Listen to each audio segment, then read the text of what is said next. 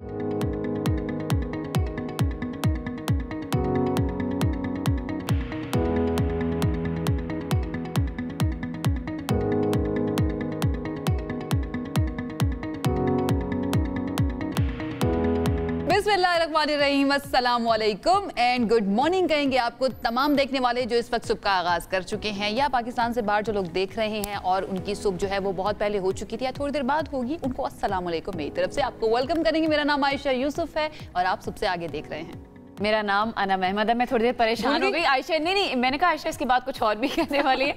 मैं इंतजार कर रही थी कैसे आप लोग, उम्मीद है खैरियत से होंगे और जिस तरह आयशा ने कहा कि अपनी सुबह का बल्कि अपने वीक का आगाज कर चुके होंगे। आई होप कि आपका वीकेंड अच्छा गुजरा होगा। आयशा से पूछ लेते हैं, आयशा आपका वीकेंड कैसा गुजरा? मेरा वीकेंड बहुत अच्छा गुजरा और जो ब्रेक में कह रही हूँ कि शो शुरू से पहले भी जो हम बात कर रहे थे, मेरा वीकेंड मैंने पूरा 2 दिन जो है ना घर में रही, कहीं नहीं गई और मैंने पूरा मी टाइम को अच्छी तरह बैठी रही एक जगह। अब बैठी रही, फिर लेटी रही, फिर उठ के कुछ खाना बनाया, फिर खाया, मोस्टली बैठी रही। ये अच्छा बैठी रही, ये बड़ा खतरनाक भी हो सकता है, आपको पता है? अच्छा, ये नई तहकीक अब ज़ाहिर है रोज रोज सामने आ रही है। डोंट टेल मी आपके पास कोई रिसर्च है? रिसर्च है मेरे पास। अब तहकीक ये है, डराए मुझे मैं आपको डराने लगी हूँ वाकई, क्योंकि एक नई तहकीक हुई है जिसमें इंकशाफ ये हुआ है कि ज्यादा देर बैठकर काम करना मौत के खतरे को 2 गुना कर देता है। वाकई डरा दिया ये वाकई में डरा दिया। इससे ज्यादा खतरनाक बात नहीं हो सकती। एक अंदाजे के मुताबिक दफ्तरों में काम करने वाले अफराद, डेस्क वर्कर्स की ज्यादातर तादाद जो है वो घंटों बैठकर काम करती है। 10 घंटे कहा जाता है कि बैठकर काम करती है, जिसके सबब उनके पास जिस्मानी सरगर्मियों के लिए ज़ाहिर वक्त नहीं बच पाता।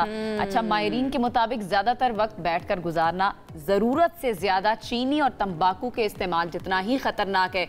एक तरफ आप कहती है ना कि चीनी का इस्तेमाल नहीं करना, मैं अपनी डाइट का ख्याल रख रही हूँ, ठीक है, एक्सरसाइज, तो वो जो लोग स्मोकिंग करते हैं जी, उसके बराबर अगर खतरनाक है आपका बैठना। मैं आपको जवाब देती हूँ। देखिए, हम अब खड़े होके कर रहे हैं शो, क्यों हम खड़े होके करते हैं? ये तहकीक मुझे पहले से पता थी, तो इसलिए हमने कहा कि हम खड़े होके शो करेंगे और मोस्टली मेरी ये कोशिश होती है और आप गवाही देंगी कि खड़े होके करते हैं वो ज्यादा बेहतर है। जब भी ये बैठने की बात करती हूँ कहती हूँ नहीं, खड़े हो जाए वो ज्यादा बेहतर है, जरा एक्टिव रहते हैं। अच्छी बात है, ये तो 2 घंटे ना हमारे, लेकिन ज्यादातर जो टाइम अगर आप बैठे रहे ना, मसला वहाँ पे। अच्छा, इट्स बेटर देन वो जो डेस्क पर बैठकर काम करना होता है ना, डेस्क जॉब जो होती है। अच्छा खैर, ज्यादातर जो टीवी बैठकर देख रहे होते हैं, कंप्यूटर पर वक्त गुजार रहे होते हैं, आपके वजन में इजाफे का सबब भी बन सकता है। फिर चाहे आप कितनी ही वर्जिश क्यों ना कर लें, ज्यादा देर तक बैठे रहने से आपको वजन घटाने में मुश्किल होगी।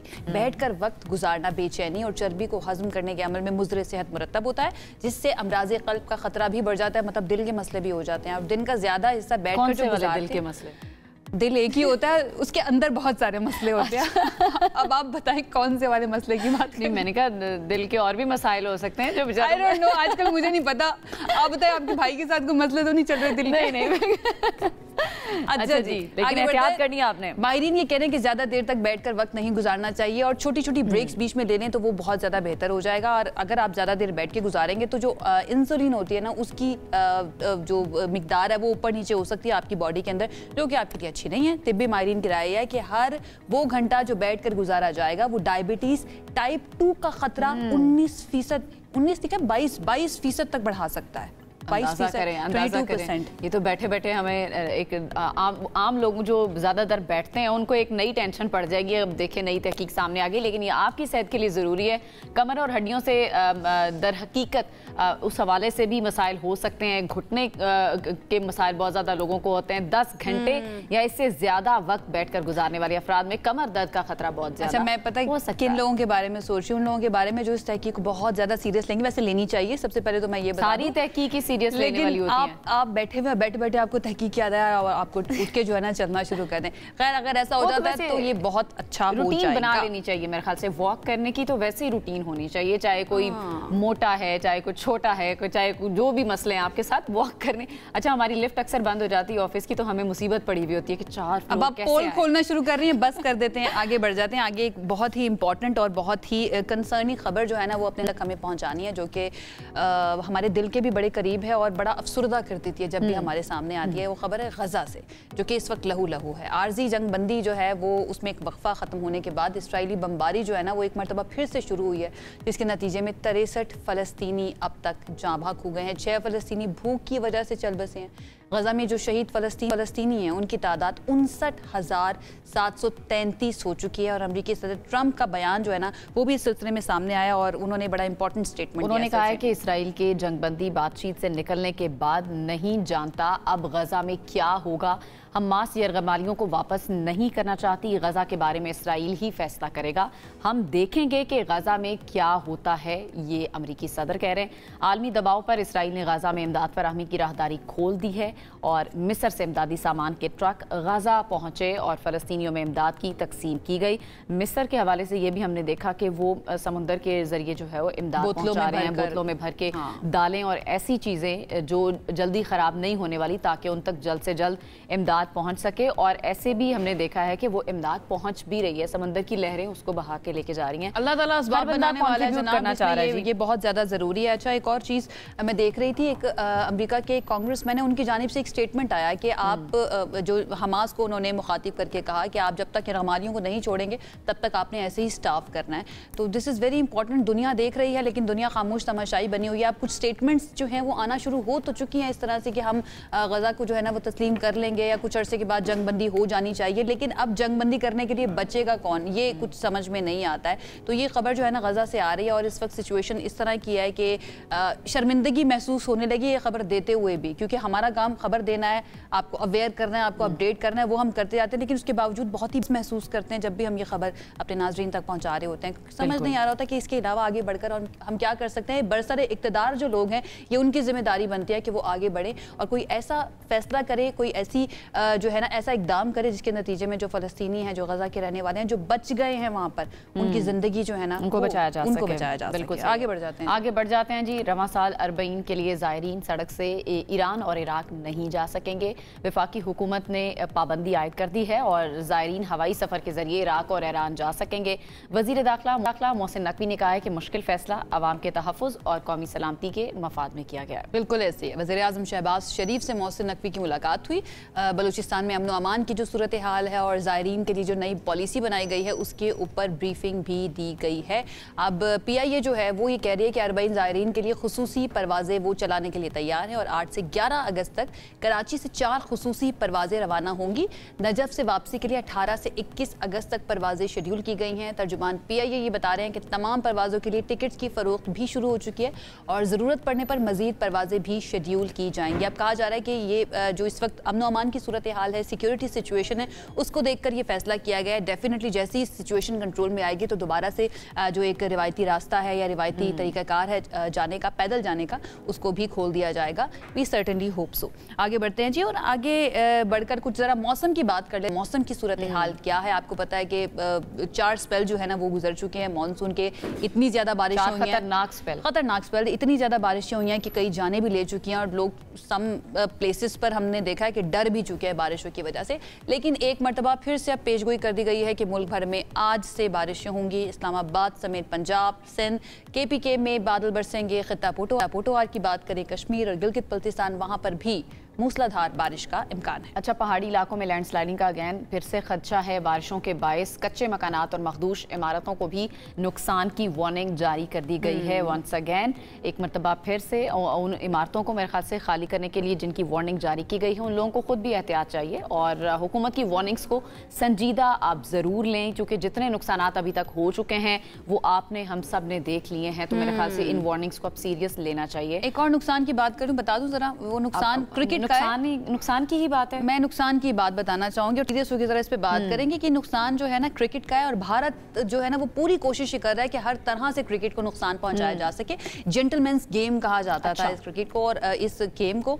और अब सूरत हाल ये है कि भारत इंग्लैंड टेस्ट में पाकिस्तानी फैन को ग्राउंड स्टाफ की तरफ से ग्रीन शर्ट कवर करने का हुक्म दिया गया और सोशल मीडिया फुटेज में फैन ने तहरीरी हुक्म मांगा। बात बढ़ी, ग्राउंड स्टाफ ने पुलिस को बुलाया और फारूक को, जो कि मैच देखने के लिए गए हुए थे, स्टेडियम से बाहर ले जाया गया जस्ट बिकॉज उन्होंने पाकिस्तान की। लेकिन ऐसा क्यों? स्टेडियम में तो जर्सी पहनी हुई थी। सारे वहां पे स्टेडियम में जितने भी लोग हैं वो अपनी अपनी टीम को सपोर्ट करने आते हैं। अगर कोई पाकिस्तानी सपोर्टर भी चला गया, व्हाट्स द पॉइंट? यही तो पॉइंट है कि क्या पॉइंट है भाई, आप क्यों निकाल रहे हैं उस बेचारे उस शख्स को? हो सकता है उसके पास और कोई शर्ट ना हो और अगर है भी और अपनी मर्जी वो अपने मुल्क की शर्ट को एज अ प्राउड आउट पहन के जा रहा है, शर्ट हो या ना हो, मतलब किसी को क्या इस पे एतराज है? आई मीन पाकिस्तान का नाम लिखा हुआ है तो स्टाफ को क्या एतराज है? ये तो बहुत ही बिलो द बेल्ट जाके ये हरकत की है। अच्छा, यहाँ इस तरह की सिचुएशन के ऊपर फिर ना मुझे पाकिस्तानी होने पर बड़ा फख्र होता है, क्योंकि हम अपनी आंखों से इर्द गिर्द चलते हुए इंडियन जर्सी पहने हुए लोगों को देखते हैं और बड़े आराम से वो जा रहे होते हैं। और इनफैक्ट हम भी बहुत सारे क्रिकेटर्स ऐसे हैं जिनको अप्रिशिएट करते हैं, एडमायर करते हैं। यहाँ पे विराट कोहली के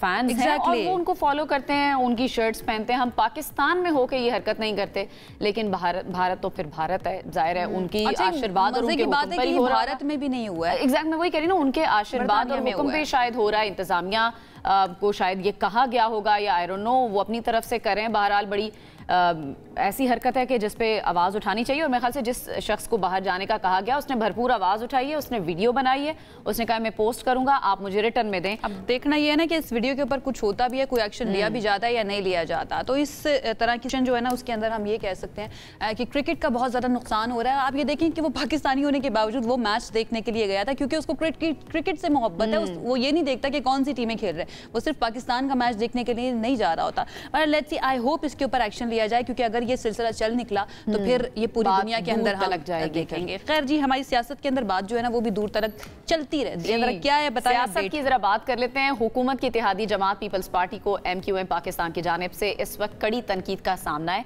बिलखुसूस कराची की सूरत हाल पर सिंध की हुक्मरान जमात को आड़े हाथों लिया है। मुत्तहिदा कौमी मूवमेंट पाकिस्तान के रहनुमा फारूक सत्तार ने यह कहा है कि कराची को डकैतों के सुपुर्द कर दिया गया। शहर कायद से में अवाम के साथ सौतेली माँ से भी बदतर सुलूक हो रहा है। अच्छा, ट्रैफिक पुलिस भत्ता ले रही है, उन्होंने ये भी कहा, और लोगों के मरने पर सूबाई हुकूमत पर कोई असर नहीं पड़ता है। फारूक सत्तार ऐसा कह रहे हैं। अब इस सूरत हाल ने गर्मा गर्मी थोड़ी सी पैदा कर दी, डेफिनेटली कर दी है। कुछ और भी बता देते हैं, वो ये कि सिंध हुकूमत कराची को अपनाने और इसकी ओनरशिप लेने को तैयार नहीं है, ये भी इल्जाम लगाया गया। जबकि मजीद कहा कि सूबाई हुकूमत का अमल ये कह रहा है कि कराची सिंध का हिस्सा नहीं है, क्यों सिंध को तकसीम की जानिब ले जा रही हो। जवाबी बार में जो नासिर हुसैन शाह पीपल्स पार्टी के रहनुमा, उन्होंने कहा कि फारूक सत्तार सस्ती शोहरत के लिए झूठ का सहारा ले रहे हैं और उनका बयान नाकाम सियासी वजूद की आखिरी चीख है। जुल्फिकार अली शाह ने कहा था कि पीपल्स पार्टी हुकूमत ने कराची से टारगेट किलिंग और भत्ताखोरी का खात्मा किया है। सारी सूरत हाल पर बात कर लेते हैं, जरा पीपल्स पार्टी का मौक़िफ़ जान लेते हैं। पीपल्स पार्टी के सीनियर रहनुमा मौला बख्श चांडियों ने हमें ज्वाइन किया, उनकी तरफ चलते हैं। मौला बख्श चांडियों साहब, बहुत शुक्रिया हमें ज्वाइन करने के लिए। अस्सलाम वालेकुम एंड गुड मॉर्निंग भी कहूँगी आपको। ये जो एक हरीफाना कशाकश है, ये हम देखते रहते हैं, पीपल्स पार्टी और MQM के दरमियान चलती चली आ रही है, लेकिन इस खास पॉइंट के ऊपर फारूक सत्तार साहब का बयान, आपको लगता है कोई खास वजह है इसकी? कुछ भी नहीं, कुछ लोग सियासी तौर पर खत्म हुए होते हैं, उनकी एक्सपायरी डेट भी गुजर जाती है, लेकिन उनमें सियासी आदमी कभी रिटायर नहीं होता, तो वो जज्बा इनको अभी जगाए हुए है। अभी आते हैं और कोई अच्छा बयान देते हैं तो तारीफ नहीं होगी, कोई इसकी मुखालफत नहीं करेगा। आएंगे सिंध दुश्मन मुखालफत में, सिंध दुश्मन मौक़िफ़ जाहिर करके, तसब्बुब का मुजाहरा करके अपने हलकों में, पता नहीं कौन से हलके वो, जिनमें खुद को जिंदा करके चले जाते हैं और सिंध के मुस्तकिल बाशिंदों के दरमियान नफरत का बायस बनते हैं। मुझे नहीं समझ में आता, लेकिन मुझे इनकी बहादुरी का तो पता है। और पिछले दिनों आपको याद नहीं, पुलिस इनको पकड़ रही थी, कैसे मारे मारे फिर रहे थे, कभी उसके पीछे, कभी उसके पीछे, कभी उसके पीछे। आप अलहदगी की बात करते हैं तो दिल तो वो रखो, दिल तो आपने गीदड़ वाला रखा हुआ है, बातें आप शेरों वाली कर रहे हैं। ऐसे ना करें। आपको अल्लाह ने बड़ी अच्छी सरजमीन वतन के लिए दी है, पाकिस्तान में भी सिंध सूबा, वो अल्लाह ने आपको दिया है। आप क्यों नेमतों का इनकार कर रहे हैं खुदा ताला का? क्यों लोगों के फिपड़ गए? क्यों नफरतों की बात करते हैं? सिर्फ खुद को सियासी तौर पे जिंदा करने के लिए नफरतों की बातें करना, जिंदा करना अच्छा है क्या? दूसरे भी मौजूआत हैं, उनमें भी बोल सकते हो, लेकिन आपकी बस की बात नहीं है। मौला बख्श चांडियों साहब, कराची की बेहतरी के लिए अगर मिल बैठ के मामला हल हो जाएं तो ज्यादा बेहतर है, बजाय पॉइंट आउट करने की। जी, आप कुछ ऐड करना चाह रहे हैं? जब से MQM बनी है, अल्लाह गरीब के रहमत करे, मोहतरमा के पास आए थे अल्ताफ हुसैन साहब और ये सब सतर क्लिफ्टन पे, हम भी वहाँ मौजूद थे कारकुन की हैसियत में, फिर मिलते रहे। हमने तो कभी दूरी की बात की नहीं, जो आप फरमा रही है कि मिल बैठ के, हम तो तैयार बैठे ना। हम इनको बार बार हुकूमत में शामिल करते हैं। ऐसी कौन सी हुकूमत है जिसमें शामिल नहीं होते? लेकिन शामिल जब निकलने की बात आती है तो कुछ हफ्ते पहले वो ऐसी बातें करना शुरू करते थे, चाहे नून लीग की हुकूमत हो चाहे कोई सी भी हुकूमत हो। लेकिन आप सिंध के मुस्तकिल बाशिंदे हैं, मुझे इसमें घबराहट नहीं है। आप महाजिर नहीं है। फारूक सत्तार वाले खुद को जिंदा रखने के लिए महाजिरों की प्रोपेगेंडा करते हैं। 70 साल के बाद भी कोई महाजिर होता है? बिल्कुल ठीक है। जानियो साहब, आपने अभी एक बात कही कि जब आप निकलने लगते हैं कुछ अरसे के बाद हुकूमत से, तो आप ऐसी बातें शुरू कर देते हैं और आपको सारे कराची के मसाइल जो हैं वो नजर आना शुरू हो जाते हैं। तो क्या हम क्या समझे कि आप MQM जो है वो निकलने का सोच रही है इस वक्त हुकूमत से? देखिए, मुझे इसमें शक नहीं है, वो ज्यादा अरसा नहीं चलते, लेकिन जो मसाइल है कराची के वो 1-2 साल के, वो बस ये मुर्तजा वहाब आए इस जमाने के मसाइल है क्या? ये 70 साल के मसाइल है जब से आपकी हुकूमत है। कराची में आप ही ने हुकूमत की है, कराची में आप ही का अख्तियार है। जितनी नाकामियां हैं वो आपकी हैं, वजारतें आपकी, म्युनिसिपलिटी आपकी, कारपोरेशन है आपकी। किससे शिकायतें कर रहे हो? लेकिन पीपल्स पार्टी भी तो स्टेक होल्डर रही है ना चांडियो साहब, सिर्फ MQM तो नहीं रही। MQM के पास जो हुकूमत रही है, ज्यादा हिस्सा जो लोकल गवर्नमेंट रही है, लेकिन स्टेक होल्डर तो पीपल्स पार्टी रही है। तो पीपल्स पार्टी से भी तो सवाल बनता है कि कराची का ये हाल क्यों है? बीबी, मामला जो है लोकल गवर्नमेंट के। कौन से एक्साइज की बात बता रहे हैं, कौन सी कोई दूसरी बात कर रहे हैं? लोकल गवर्नमेंट के मसाइल बताते हैं, मेयर की सतह की बात। ठीक है, और वो लोकल गवर्नमेंट हमेशा तो लोकल गवर्नमेंट के मसाइल में जो चांडियो साहब मेयर जो रहे हैं, चाहे वो मुस्तफा कमाल रहे हों, वसीम अख्तर रहे हों, वो हमेशा इख्तियारात का रोना रोते रहे कि डेवोल्यूशन ऑफ पावर तो हुआ ही नहीं। अब मुर्तजा वहाब साहब क्योंकि पीपल्स पार्टी का हिस्सा है तो वो खुल के वो बात नहीं कर पाते। लेकिन अभी रिसेंटली एक नई बात सामने आई थी, वो जो सईद गनी साहब है वजीर बल्दियात, उनके ऊपर बात कर रहे थे कि जो फंड्स मिलने थे वो तो मिले ही नहीं है, वो उस हुकूमत के पास ही है, उस वजारत के पास ही है। तो ये वाले मसाइल तो मौजूद है ना, कि आपको लगता है कि डेवोल्यूशन ऑफ पावर मुकम्मल तौर पर हो चुका है और इसीलिए हमें सिर्फ उनको रिस्पॉन्सिबल ठहराना चाहिए MQM को? बेबी बदकिस्मती सिर्फ ये है, मैं आपके सवालों का जवाब बिल्कुल ऐसी अंदाज से दे सकता हूँ, लेकिन मैं सियासी तौर पे बात कर रहा हूँ कि ये मामला है क्या। ये मामला सियासी है। तमाम लोग अपने सियासी जिंदगी के लिए बातें करते हैं। कराची की दिलचस्पी, कराची की मोहब्बत, कराची के लोगों का मामला इनका नहीं है। ये भी अभी वजीर दाखिला थे हमारे दोस्त मुशर्रफ के जमाने में, कितना बड़ा कत्लेआम कराची में हुआ, कौन जिम्मेदार था? उस पे क्यों नहीं बोले? अब बताए, वो मुक्के लहरा रहा था आप कराची कत्लेआम पर, आप तो खामोश थे, आप तो उनके साथ बैठे थे। कौन सी हुकूमत है? ज़ियाउल का जमाना है, आपका जमाना है, आप देखें तो सही। सारी आप ठीक है, आपका पॉइंट आ गया। ठीक है, ये आपका टेक है। चांडियो साहब, अब ये बताइए कि इस सारी सूरत हाल के अंदर जो कराची के रहने वाले हैं, जो कराची के अवाम है, जिनके साथ ये सब कुछ हो रहा है, जो ये सब कुछ रोजाना की बुनियाद पर जिससे गुजर रहे हैं, वो फिर किसके पास जाएं, किसको जाकर अपना रोना सुनाएं? देखिए, मैं आपकी बात मानता हूँ, मैं आपसे कोई लंबा चौड़ा बहस मुबाहिसा नहीं करना चाहता। मुझे आपके जुमले पर एतराज है कि ये जो कराची के लोगों की हालत है, क्या है कराची के लोगों की हालत? सर, आपने सड़कें तो देखी होंगी, आप वहाँ के रहने वाले हैं, वहाँ पर पानी के मसाइल भी देखे होंगे, वहाँ पर कचरा कुंडियां भी देखी होंगी। जहाँ आबादी इतनी बढ़ती चली जाएगी वहाँ मसाइल तो होंगे। दुनिया के गवर्नेंस के मसाइल हैं तो पीपल्स पार्टी की तरफ ही देखेंगे। बीबी, अभी मेरा ख्याल है मैं चुप करूं और आपसे सवाल 1-2 करके फिर मैं खामोश हो जाऊं। आप मुझे जवाब देने दें। जी बोले आप मुझे जवाब देने दें। दुनिया के तरक्की याफ्ता तरीन ममालिक में भी जहाँ आबादी का तनासब बढ़ता चला जाता है, पानी के मसाइल और ये म्युनिसिपल मसाइल होते हैं, अमन अमान के मसाइल, यहाँ इतने बड़े मामला नहीं है। अमन अमान का मामला तो था ही MQM के साथ, जब तक MQM थी वो क्या था मसाइल। लेकिन बदकिस्मती से सिंध के इतने दुखी दिन है सिंध के लोगों के, कि जो सिंध के रहने वाले वो सिंध पे केस बना के बैठे हुए हैं। कराची की मीडिया सारी इनको बोल नहीं सकती। इन्हीं के जमाने में कत्लेआम ज्यादा हुआ, इन्हीं के जमाने में लोग ज्यादा मरे, इन्हीं के जमाने में ये हर वक्त सिंध हुकूमत ने क्या दिया है कराची को? आप कराची में जो ओवरहेड ब्रिजें हैं, कराची के जो तरक्की याफ्ता इलाके हैं, कराची के जो शारा हैं, वो जो काम किया है मौजूदा हुकूमत ने, उससे पहले हुकूमत है, लेकिन पीपल्स पार्टी हुकूमत ने सिर्फ, हाँ मैं मानता हूँ जमात इस्लामी के नमतुल्लाह खान को उसके जमाने में थोड़ा बहुत, चलो ठीक है, आप कह रहे हैं कि काम जो हुआ है उसको भी हाईलाइट करना जरूरी है, बिल्कुल ठीक है।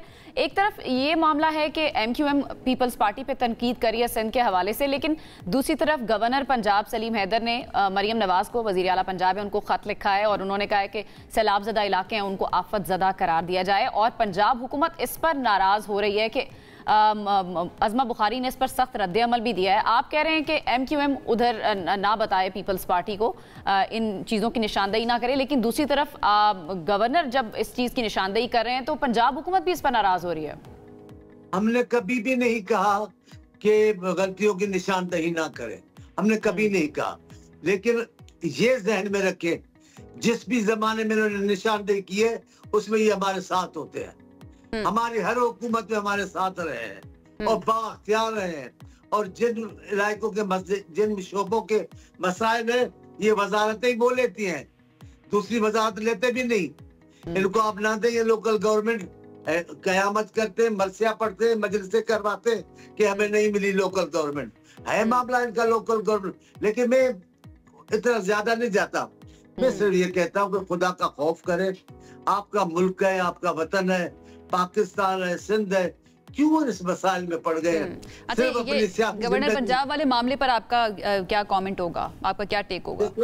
देखिए मैं वहाँ हूँ नहीं, मुझे सही सूरत हाल पता नहीं है, ठीक है, कि क्या है वहाँ, लेकिन वहाँ ये तो सीधी बात है कि मियाँ साहब की साहबजादी किसी और का चलने देती नहीं, किसी की बात सुनाई नहीं देती, न किसी का सुनती है, इंतहाई बाख्तियार अपने वालिद और चाचा की तरह हुकूमत कर रही है, लेकिन हकीकत में मसला क्या है मुझे पता नहीं है, मैं खामखा बात नहीं कर सकता। चले ठीक है, बहुत शुक्रिया। मौलाना बख्श चांदी साहब हमारे साथ मौजूद है, वो कहते हैं कि हमें ना बताएं जी की क्या सिचुएशन है, आपके पास भी गवर्नमेंट रही है जो एमकेएम वालों के लिए उन्होंने ये पैगाम दिया, लेकिन असल में ये पैगाम कराची के रहने वालों के लिए, आप लोग खुद फैसला कीजिए कि आपने जिन नुमाइंदगान को चुना है कि क्या वो वाकई में आपकी नुमाइंदगी कर रहे हैं या नहीं कर रहे हैं। आगे बढ़ जाते हैं जी, रावलपिंडी से एक अफसोसनाक खबर जो है पिछले 2 से 3 दिन से हम सोशल मीडिया पर देख रहे हैं, उसका ज़रा जिक्र कर लेते हैं कि जिरगे के हुक्म पर शादीशुदा खातून के कत्ल केस में एक अहम मोड़ सामने आया है। सरबरा ने पहले जिरगे में हुक्म देकर मुबैना तौर पर लड़की को कत्ल करवाया, फिर खुद उसी का जनाजा पढ़ाया, और पुलिस ये बता रही है कि कत्ल का फैसला जिरगे के सरबरा इस्मतुल्लाह ने दिया था और लड़की को 17 और 18 जुलाई को की दरमियानी रात गला दबाकर कत्ल करके दफना दिया गया था खामोशी के साथ। और इसको एक ड्रामाई रंग भी देने की कोशिश की गई थी, और पुलिस ज़राए के मुताबिक 11 से 16 जुलाई के दरमियान जिरगे में इस्मतुल्लाह पेश रहा, और जिरगे के सरबरा इस्मतुल्लाह की बाजार में हवाई फायरिंग की एक वीडियो भी जो है वो सामने आ रही है। पुलिस इस्मतुल्लाह को गिरफ्तार कर चुकी है, और पुलिस को काम का ये बताना है कि 19 साल लड़की की शादी 7 माह पहले जनवरी में हुई थी, और मकतूला के शौहर ज़ियाउर रहमान ने कत्ल के 4 दिन बाद 21 जुलाई को FIR भी दर्ज करवाई थी कि उसकी बीवी घर से भाग गई है। ये वो ड्रामाई मोड़ है जो देने की कोशिश की गई थी कि वो शायद अगवा हो गई है, घर से भाग गई है, फिर वो उस्मान नामी शख्स से उसने गैर शरई निकाह कर लिया, ये उसका पहला शौहर ये बात कर रहा है।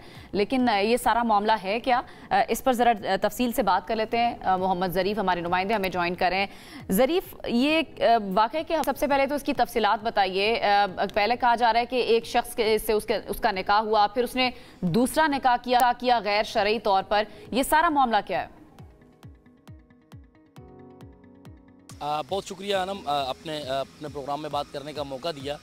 ये दरअसल मामला इस तरह होता है कि जो है वो पहले एक FIR जो है, सबसे पहले रावलपिंडी में एक FIR हमारे सामने आती है जिसमें ज़ियाउर रहमान नामी एक शख्स जो है वो FIR करवाता है, और FIR में उसका कहना होता है कि मेरी बीवी जो है वो मेरे घर से जो है वो चली गई है, और तकरीबन उसके ऊपर एक भारी मिकदार में जो है वो सोने की बताया जाता है कि वो घर से जो है सोना चोरी करके चली गई है। जब ये FIR सामने आई तो उसके बाद जो है वो सोशल मीडिया से चीज़ें सामने आई कि थाना पीर वदाई का इलाका है, फौजी कॉलोनी, बड़ी तादाद में यहाँ पर पख्तून कम्युनिटी रहती है, कबायली इलाकों के लोग होते हैं, तो यहाँ पर उस जो फौजी कॉलोनी है वहाँ पर बताया गया कि एक जिरगा हुआ है, और उस जिरगे ने ये फैसला दिया है कि जो लड़की अपने घर से गई है, अब उस लड़की का जो बयान सामने आया है बाद में, उस लड़के के जो अब जो दूसरे शोहर हैं वो उसके मुताबिक और उनके ससुर के मुताबिक चीज़ें सामने आई हैं कि लड़की को तलाक दे दी गई थी। अब यहाँ पर जो है वो जिरके के हवाले से चीज़ें सामने आई। और अब देखें, एक तरफ वफाकी दारुल हुकूमत इस्लामाबाद है और दूसरी जानिब बिल्कुल समझ लें कि आप पत्थर फेंके तो पिंडी शुरू हो जाता है। और वहाँ पर जो है जिरगा होता है, पुलिस की जानिब से तो कहा जा रहा है ये जिरगा नहीं है, लेकिन ये बाकायदा जिरगा था। और जिरगे हमेशा घरों में बैठ कर ही होते हैं। तो कबाली रिवायत के मुताबिक जिरगा हुआ। जिरगे के जो सरबराह हैं उन्होंने कहा कि जी ये जो लड़की है इसको जो है वो सज़ा दी जाएगी। पहले इस लड़की को वापस लाया गया, ये कश्मीर में थी, वहाँ पर उस्मान नामी लड़के से उसकी शादी हो चुकी थी। वहाँ मजिस्ट्रेट के सामने इसने 164 का कश्मीर की अदालत में बयान भी दिया। इसे यहाँ पर लाया गया। यहाँ लाने के बाद जो है बाकायदा प्लान करके इसे मारा गया। अब ये चीज़ फाइनल हो रही है कि इसे किस तरीके से मारा गया, लेकिन जो अभी तक जो बातें आई हैं, इसे गला दबाकर लड़की को मारा गया। उसके बाद रातों रात लड़की को सामने कैसे आया, हाईलाइट किस तरह से हुआ, जरा ये बताइएगा। और अब जो अहम डेवलपमेंट हुई है कि कब्र कुशाई का भी हुक्म दिया गया है, उसके बारे में थोड़ी सी अपडेट। और एक ही मिनट हमारे पास, तो FIR किसकी मुद्दत में दर्ज की गई है ये भी जरा बता दीजिए। देखिए, इंतहाई अफसोस की बात है कि इस मामले में भी FIR जो है बिलाखिर रियासत को ही करनी पड़ी, क्योंकि जो जिरगे के सरबराह हैं या जो लोग हैं वो सियासी तौर पर भी इतने बाअसर हैं कि उनके खिलाफ कोई दरख्वास्त नहीं देता। बताया जा रहा है कि इस तमाम तर वाक़े के बाद जो है वो जो एले मोहल्ला हैं उनकी जानिब से ये बातें जो हैं वो मुख्तलिफ ID से सोशल मीडिया के ऊपर इस तरह की बातें सामने आई। जब इस तरह की बातें सामने आई तो फिर रावलपिंडी के कुछ सहाफ़ियों ने इसके ऊपर बाकायदा ट्वीट करना शुरू किया और रावलपिंडी पुलिस को झंझोड़ा कि जी ये क्या मामला है।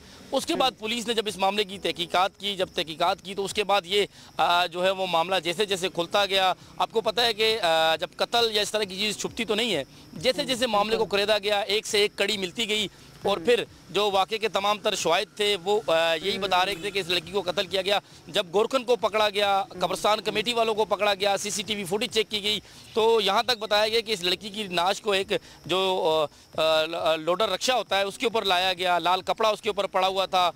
उसका जो है वो जिस शख्स ने कत्ल का हुक्म दिया उसी ने जो है वो जनाजा भी पढ़ाया और उसके बाद इस लड़की को जो है वो दफन कर दिया गया, लेकिन इंतहाई खामोशी से। लेकिन ज़ाहिर है एक फौजी कॉलोनी जो है एक इलाका है गुलजानाबाद, तो वहाँ ये वाक़या। और जब ख़वातीन के हुकूक की बात की जाती है तो फिर तनकीद भी इसी तरह से की जा रही होती है, इसलिए की जाती है ख़वातीन के हुकूक की बात कि उनको भी इंसान समझा जाए।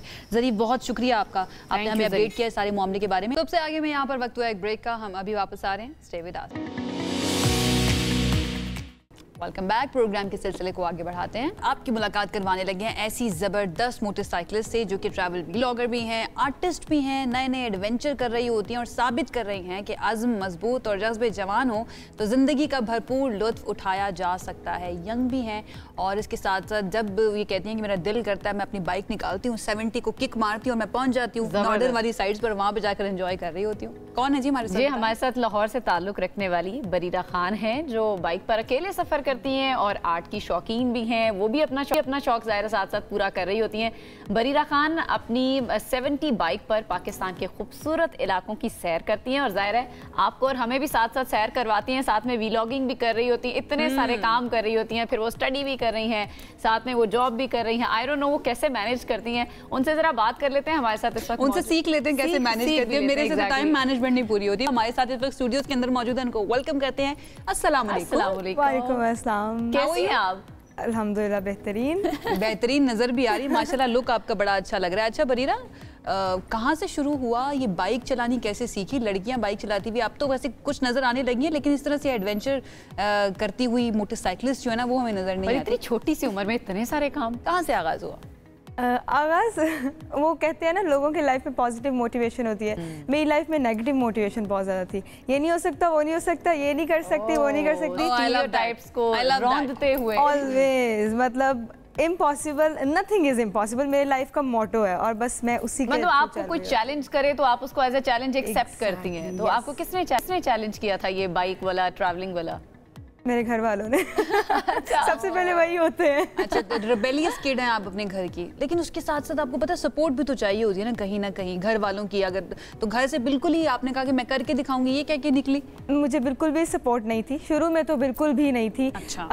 मेरे बाबा तो ये भी कहते थे कि यहाँ से तुम अपने कॉलेज तक भी ना जाओ, वो इसलिए कि गिर जाओगी, वो ख्याल में केयर में। हाँ। वो कभी इस तरह के नहीं है कि ये ना करो वो ना करो, वो कहते करो लेकिन गिर जाओगी, हो जाएगा हो जाएगा। तो मैंने उनको बोला कि मैं तो बस करूँगी, मैं आपको करके दिखाऊंगी। और वो कहते थे, जब मैं बाइक शुरू में सीखी थी तो वो कहते थे मुझे ना तुम्हारा पता है, मैं तुम्हारा बाप हूँ, अब इसको लेके कहीं चली ना जाना, बस तुम्हें सिखाई है, इधर तक ही रहना है तुम्हें। अच्छा, फादर ने सिखाई है बाइक मुझे? हाँ, पापा ने। अच्छा, तो फिर ये सफ़र जो आपने शुरू किया ट्रैवलिंग का, इसका आगाज़ कहाँ से हुआ, कैसे आपने सोचा, और पहली दफ़ा जब आप जाने लगी परमिशन कैसे मिली? सबसे पहले मैं डिस्कवर पाकिस्तान के साथ गई थी, हम 12 लड़कियां बाइकर्स गई थी। ठीक है। तो पापा तब भी इजाज़त नहीं दे रहे थे, लेकिन उधर उन्होंने ही रिक्वेस्ट की कि आप जा लेने दें इसको, तो पापा ने फिर मुझे जाने दिया। लेकिन जब सोलो ट्रैवलिंग का जो आगाज़ है वो मैंने इस तरह से किया था कि मैंने पापा को बोला कि मैं NCA जा रही हूँ और मैं आ जाऊँगी। तो और फिर रात को मैंने कॉल की कि मेरा ना आज नाइटर है, मैं आज नहीं आ सकती, और मैं इस्लामाबाद निकल गई थी। दैट वाज द एक्ट जो आप शायद देख लें वो। अच्छा, जो जितने भी देखने वाले हैं ना जनाब, इनसे इंस्पिरेशन इस मामले में नहीं लेनी है आपने, अपने पेरेंट्स को कन्विंस करना है। अगर आप प्लान कर रहे हैं ना किसी तरफ जाना, कोई ट्रिप पे जाना या फिर ऐसे बाइक पे जाना, ऐसे पेरेंट्स के साथ झूठ बोलकर आपने नहीं जाना, और उस दाना खास्ता कुछ हो जाता अब तो आप अंडरस्टैंड कर सकते हैं। और उसके बाद मैं रास्ते से वापस आ गई थी, क्योंकि मुझे रियलाइज हुआ कि ये मैंने गलत किया, अगर मुझे कुछ हो गया तो मेरे पीछे अम्मा पापा को नहीं पता। तो मैं वापस आ गई, और उसके बाद फिर मैंने आहिस्ता आहिस्ता उन्हें कहना शुरू किया। इसमें भी लंबा प्रोसीजर था, सालों लग गए उनको मनाती रही। मुझे ना बरीरा को देख के ना मुझे अपना वक्त जो है ना वो याद आ रहा है, क्योंकि आपने भी बाइक नहीं, मैं जब जॉब करने के लिए निकली थी मुझे 2 साल लगे थे अपने पेरेंट्स को कन्विंस करने। I am the first one in my family who was doing job, by the way, लड़की होने के नाते। अच्छा, उसके बाद आपने आगे कैसे बढ़ती गई? आपने कहा कि आपने नॉर्थ पूरा कवर कर लिया है, कैलाश में आप 1 महीने तक रुकी थी। अभी तक एक्सपीरियंस कैसा रहा है, और कोई ऐसा मौका आया जब आपको डर लगा हो कि यार मुझे यहाँ पर नहीं आना चाहिए था, ये जगह सेफ नहीं है, या मैं अकेली हूँ यहाँ पर लड़की, कोई ऐसा एक्सपीरियंस? मेरे फादर से मुझे चीज़ आई है कि वो एयरफोर्स से रिटायर्ड हैं। तो उन्होंने मुझे हमेशा शुरू से एक बात बताई है, there is no job without risk. हमेशा आपको कहीं ना कहीं रिस्क लेना पड़ेगा। तो जब अभी मैं लाहौर से खुंजराब पास जाने वाली पहली लड़की थी, मेरा नेशनल रिकॉर्ड है पिछले साल, जिसने सोलो किया था ऑन बाइक। अभी I am the first female जिसने उतरोर से बदगोई टॉप किया है। वहाँ पे सिर्फ 4x4 जाती है, जीप्स जाती हैं, बाइक नहीं जाती। और नीचे मुझे बहुत लोगों ने वार्न किया था कि ना जाओ, मैंने कहा था नहीं, मैंने सोच लिया तो मैं चली जाऊँगी। ठीक है, अगर मैं मरूंगी तो दैट इज़ एटर्नल थिंग, मैं मर जाऊँगी, लेकिन अगर मैं गिरूंगी मैं उठ जाऊँगी, मैं किसी की हेल्प ले सकती हूँ, मैं जाऊँगी। मुझे वो फीलिंग नहीं चाहिए कि मैंने किया नहीं, मैंने करना है। तो वहाँ पर जब मैं रास्ते में थी बदगोई टॉप के, वहाँ पर मुझे टेरर महसूस हुआ। मुझे कभी डर नहीं लगा, लेकिन उस वक्त मुझे डर महसूस हुआ क्योंकि वहाँ पे कोई भी नहीं था, सुनसान और जंगलात थे। और वहाँ पर रोड को देख के नहीं आपको, क्योंकि कोई था नहीं इसलिए आपको थोड़ा सा एग्जैक्टली रोड को देख के मुझे इसलिए नहीं हुआ क्योंकि मुझे पता था कि ये मैं कर लूंगी। अच्छा, मैंने वो खाइयां देखी हुई हैं खुंजराब पास तक, मैं खुद भी गई हूँ, बट अगेन बाइक पे नहीं गई। अच्छा, फिर भी कुछ प्रिकॉशनरी मेजर्स तो होते ही होंगे दिमाग के अंदर, जो किसी भी इस तरह की जगह पर जाने से पहले आप लेती हैं, वो क्या होते हैं? और जो देखने वाली हैं भी लड़कियां जो आपसे इंस्पिरेशन लेंगी डेफिनेटली और वो प्लान करेंगी जाना, उनको आप क्या मैसेज देना चाहोगी? सबसे पहले तो मैंने ये बात देखी है कि बाइकर गियर नहीं पहनते, हेलमेट तक नहीं पहनते। मैं अपने पूरे गियर में होती हूँ। अगर मैं गिरूंगी तो आपके जो हाई स्पॉट्स होते हैं वो लगते हैं सबसे पहले जमीन पे, ये हो गया, नकल्स हो गया, एवरीथिंग, वो मेरे सारे सेफ होते हैं। बाइक को ज़ाहिर है मेंटेनेंस के भी मसाइल आते हैं, आपको कौन कौन से चैलेंजेस जो हैं वो फेस करने पड़े, या आप सीख के गई थी कि बाइक का टायर खराब हो जाए तो क्या करना है, फलां चीज़ खराब हो जाए तो सारी चीज़ें सीखी हुई आपने? पहली बात तो ये, जब तक आप दरिया में कूदेंगे नहीं पता नहीं लगेगा दरिया कितना गहरा है। क्या इसी तरह जब मैं बाइक पर ट्रैवल करती थी तो मुझे पता नहीं था बाइक के मसले क्या क्या हो सकते हैं। एक दफ़ा नथिया गली के रास्ते में मेरा बाइक टायर पंक्चर हो गया था और मैं 3 घंटे बैठी रही थी कि मैं क्या करूं। अच्छा। तो मैंने फिर सोचा कि मुझे तो बाइक का काम आना चाहिए, नहीं तो कहीं भी रुकी तो स्ट्रैंडेड। उसके बाद मैंने टायर पंक्चर लगाना सीखा था और उसके बाद पंक्चर कभी भी नहीं हुआ। अरे वाह, क्या बात है, अल्लाह करे आगे भी ना हो, लेकिन अगर नहीं हुआ तो definitely it's good to be prepared. आपको प्रिपेयर्ड रहना चाहिए। अच्छा, अभी हमें पता चला है कि अभी आप वापस आ रही हैं कैलाश से, तो वो वाली जर्नी जो है ज़रा वो बताएं कैसी रही? और अभी बारिशें भी हुई थी, आपको तो किसी परेशानी का सामना नहीं करना पड़ा? सैलाब उस तरफ भी कहीं होगा रास्ते? कैलाश में वो बता रहे थे कि हर साल सैलाब आता है, लेकिन इस बार सैलाब नहीं आ रहा, इस दफा पिंडी और वो सब डूबा हुआ है। तो वो कह रहे थे आप हर साल जाया करें, आप गई हैं सैलाब नहीं आया। रास्ते में दरोश में सैलाब आया हुआ था और मैं 3 घंटे उधर स्टक रही हूँ, तो वहाँ पर ये वाली सिचुएशन थी, बट मैनेजमेंट उसको साइड पे कर रही थी। तो 3 घंटे बाद वो क्लियर हुआ है और हम लोग फाइनेंस कौन करता है, कहाँ से आते हैं पैसे? स्पॉन्सर्स वगैरह तो अभी तक नहीं है मेरे ख्याल से, राइट? स्पॉन्सर्स इंस्टाग्राम और फेसबुक रनिंग वेरी गुड और वहाँ से I am earning. I am also earning from my art works. मैं एक आर्टिस्ट हूँ, मैं अपनी पेंटिंग्स जो बनाती हूँ वो बेचती हूँ। बिल्कुल, मैंने आपसे ये सवाल भी करने वाली थी। आपकी वीडियोस में मैंने देखा आप साथ साथ स्केचिंग कर रही होती हैं। ये शौक कहाँ से हुआ? पहाड़ों में जाके ये शौक हुआ या आपके अंदर पहले से था और आपने कहा कि नहीं ये मुझे करना है? I acknowledge that I am a black sheep. तो हर चीज़ वो करनी है जो कम होती है, स्टीरियोटाइप एंड एवरीथिंग। तो आर्टिस्ट तो बचपन से मेरा शौक था, मैं ड्राइंग्स वगैरह बनाती थी। फिर मैं एनसीए चले गई, एनसीए में जाके आई स्टडीड फाइन आर्ट्स। और अब मैं अपनी कोर मेमोरीज जो मेरी होती है ना उसको मैं अपने हाथ से, ताकि उसके अंदर मेरा ऑरा महसूस हो, तो मैं ड्रॉ कर लेती हूँ। जैसे किसी का फेस जिसने मुझे कुछ सिखाया हो, कोई ऐसा रास्ता जो बहुत मुश्किल है और मैंने पार कर लिया, उस रास्ते को मैं उसी वक्त ड्रॉ कर लेती हूँ। तो इस तरह की चीज़ें मैं, मतलब आप हमारे चेहरे भी ड्रॉ कर सकती हैं? ये कर सकते। अरे वाह, क्या बात है। नाउ आई कैन सी कि ये आर्टिस्टिक लुक जो है ना वो किस वजह से है कि आप आर्टिस्ट भी हैं माशाल्लाह से। आगे का क्या प्लान है बरीरा, क्या करना है? दुनिया आप कहो कि मैंने ये चीज़, इवन लाहौर को मैंने देख लिया। लाहौर आप कभी भी लाहौर पूरा नहीं दे सकते, कहीं ना कहीं से कुछ ना कुछ रह जाता है। तो इसलिए नेक्स्ट डेस्टिनेशन क्या है? दुनिया बहुत बड़ी है, मैं कुछ बता नहीं सकती। मुझे नॉर्थ दोबारा करना है, मुझे हर सीजन में कश्मीर देखना मतलब है। आपने रुकना नहीं है? रुकना नहीं, आपने रुकना, चलते जाना है, चाहे गिरे चाहे जो मर्जी हो, लेकिन आपने आगे बढ़ते जाना है। बिल्कुल। क्या बात है, बहुत मजा आया, बहुत अच्छा लगा बरीरा आपसे मिलके। आई होप आप इसी तरह से आगे बढ़ती रहें और अपना ये जो शौक है ये पूरा करती रहें। It is very very important कि आपकी जिंदगी के अंदर कोई ऐसा गोल, कोई ऐसा मकसद होना चाहिए, कोई ऐसा शौक, हॉबी होनी चाहिए जो आपको आगे बढ़कर लेती चली जाए और एक मकसद हयात आपको देती रहे। वो हमें बरीरा से आज नजर आया है। सबसे आगे में यहाँ पर वक्त हुआ एक ब्रेक का, हम अभी वापस आ रहे हैं। स्टे विद अस।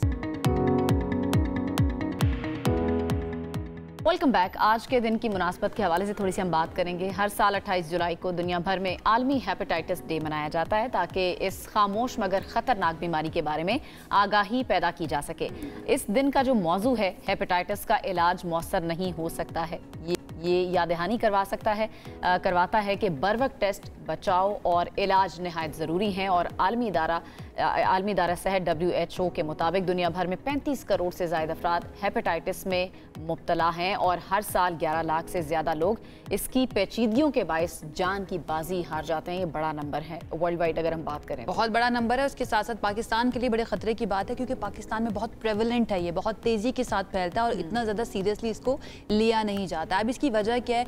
क्या हमारी रियासत इसके बारे में आगाही फैलाने में नाकाम है या फिर इसके अलावा लोग खुद भी बहुत ज़्यादा गैर जिम्मेदारी का मुजाहरा करते हैं इस सिलसिले में? हमने सोचा कि इस पर बात कर ली जाए कि कैसे इसकी तशखीस की जा सकती है, इसके इलाज में पाकिस्तान राइट नाउ कहाँ पर खड़ा हुआ है। हमारे साथ इस वक्त मौजूद है डॉक्टर शहजाद रियाज।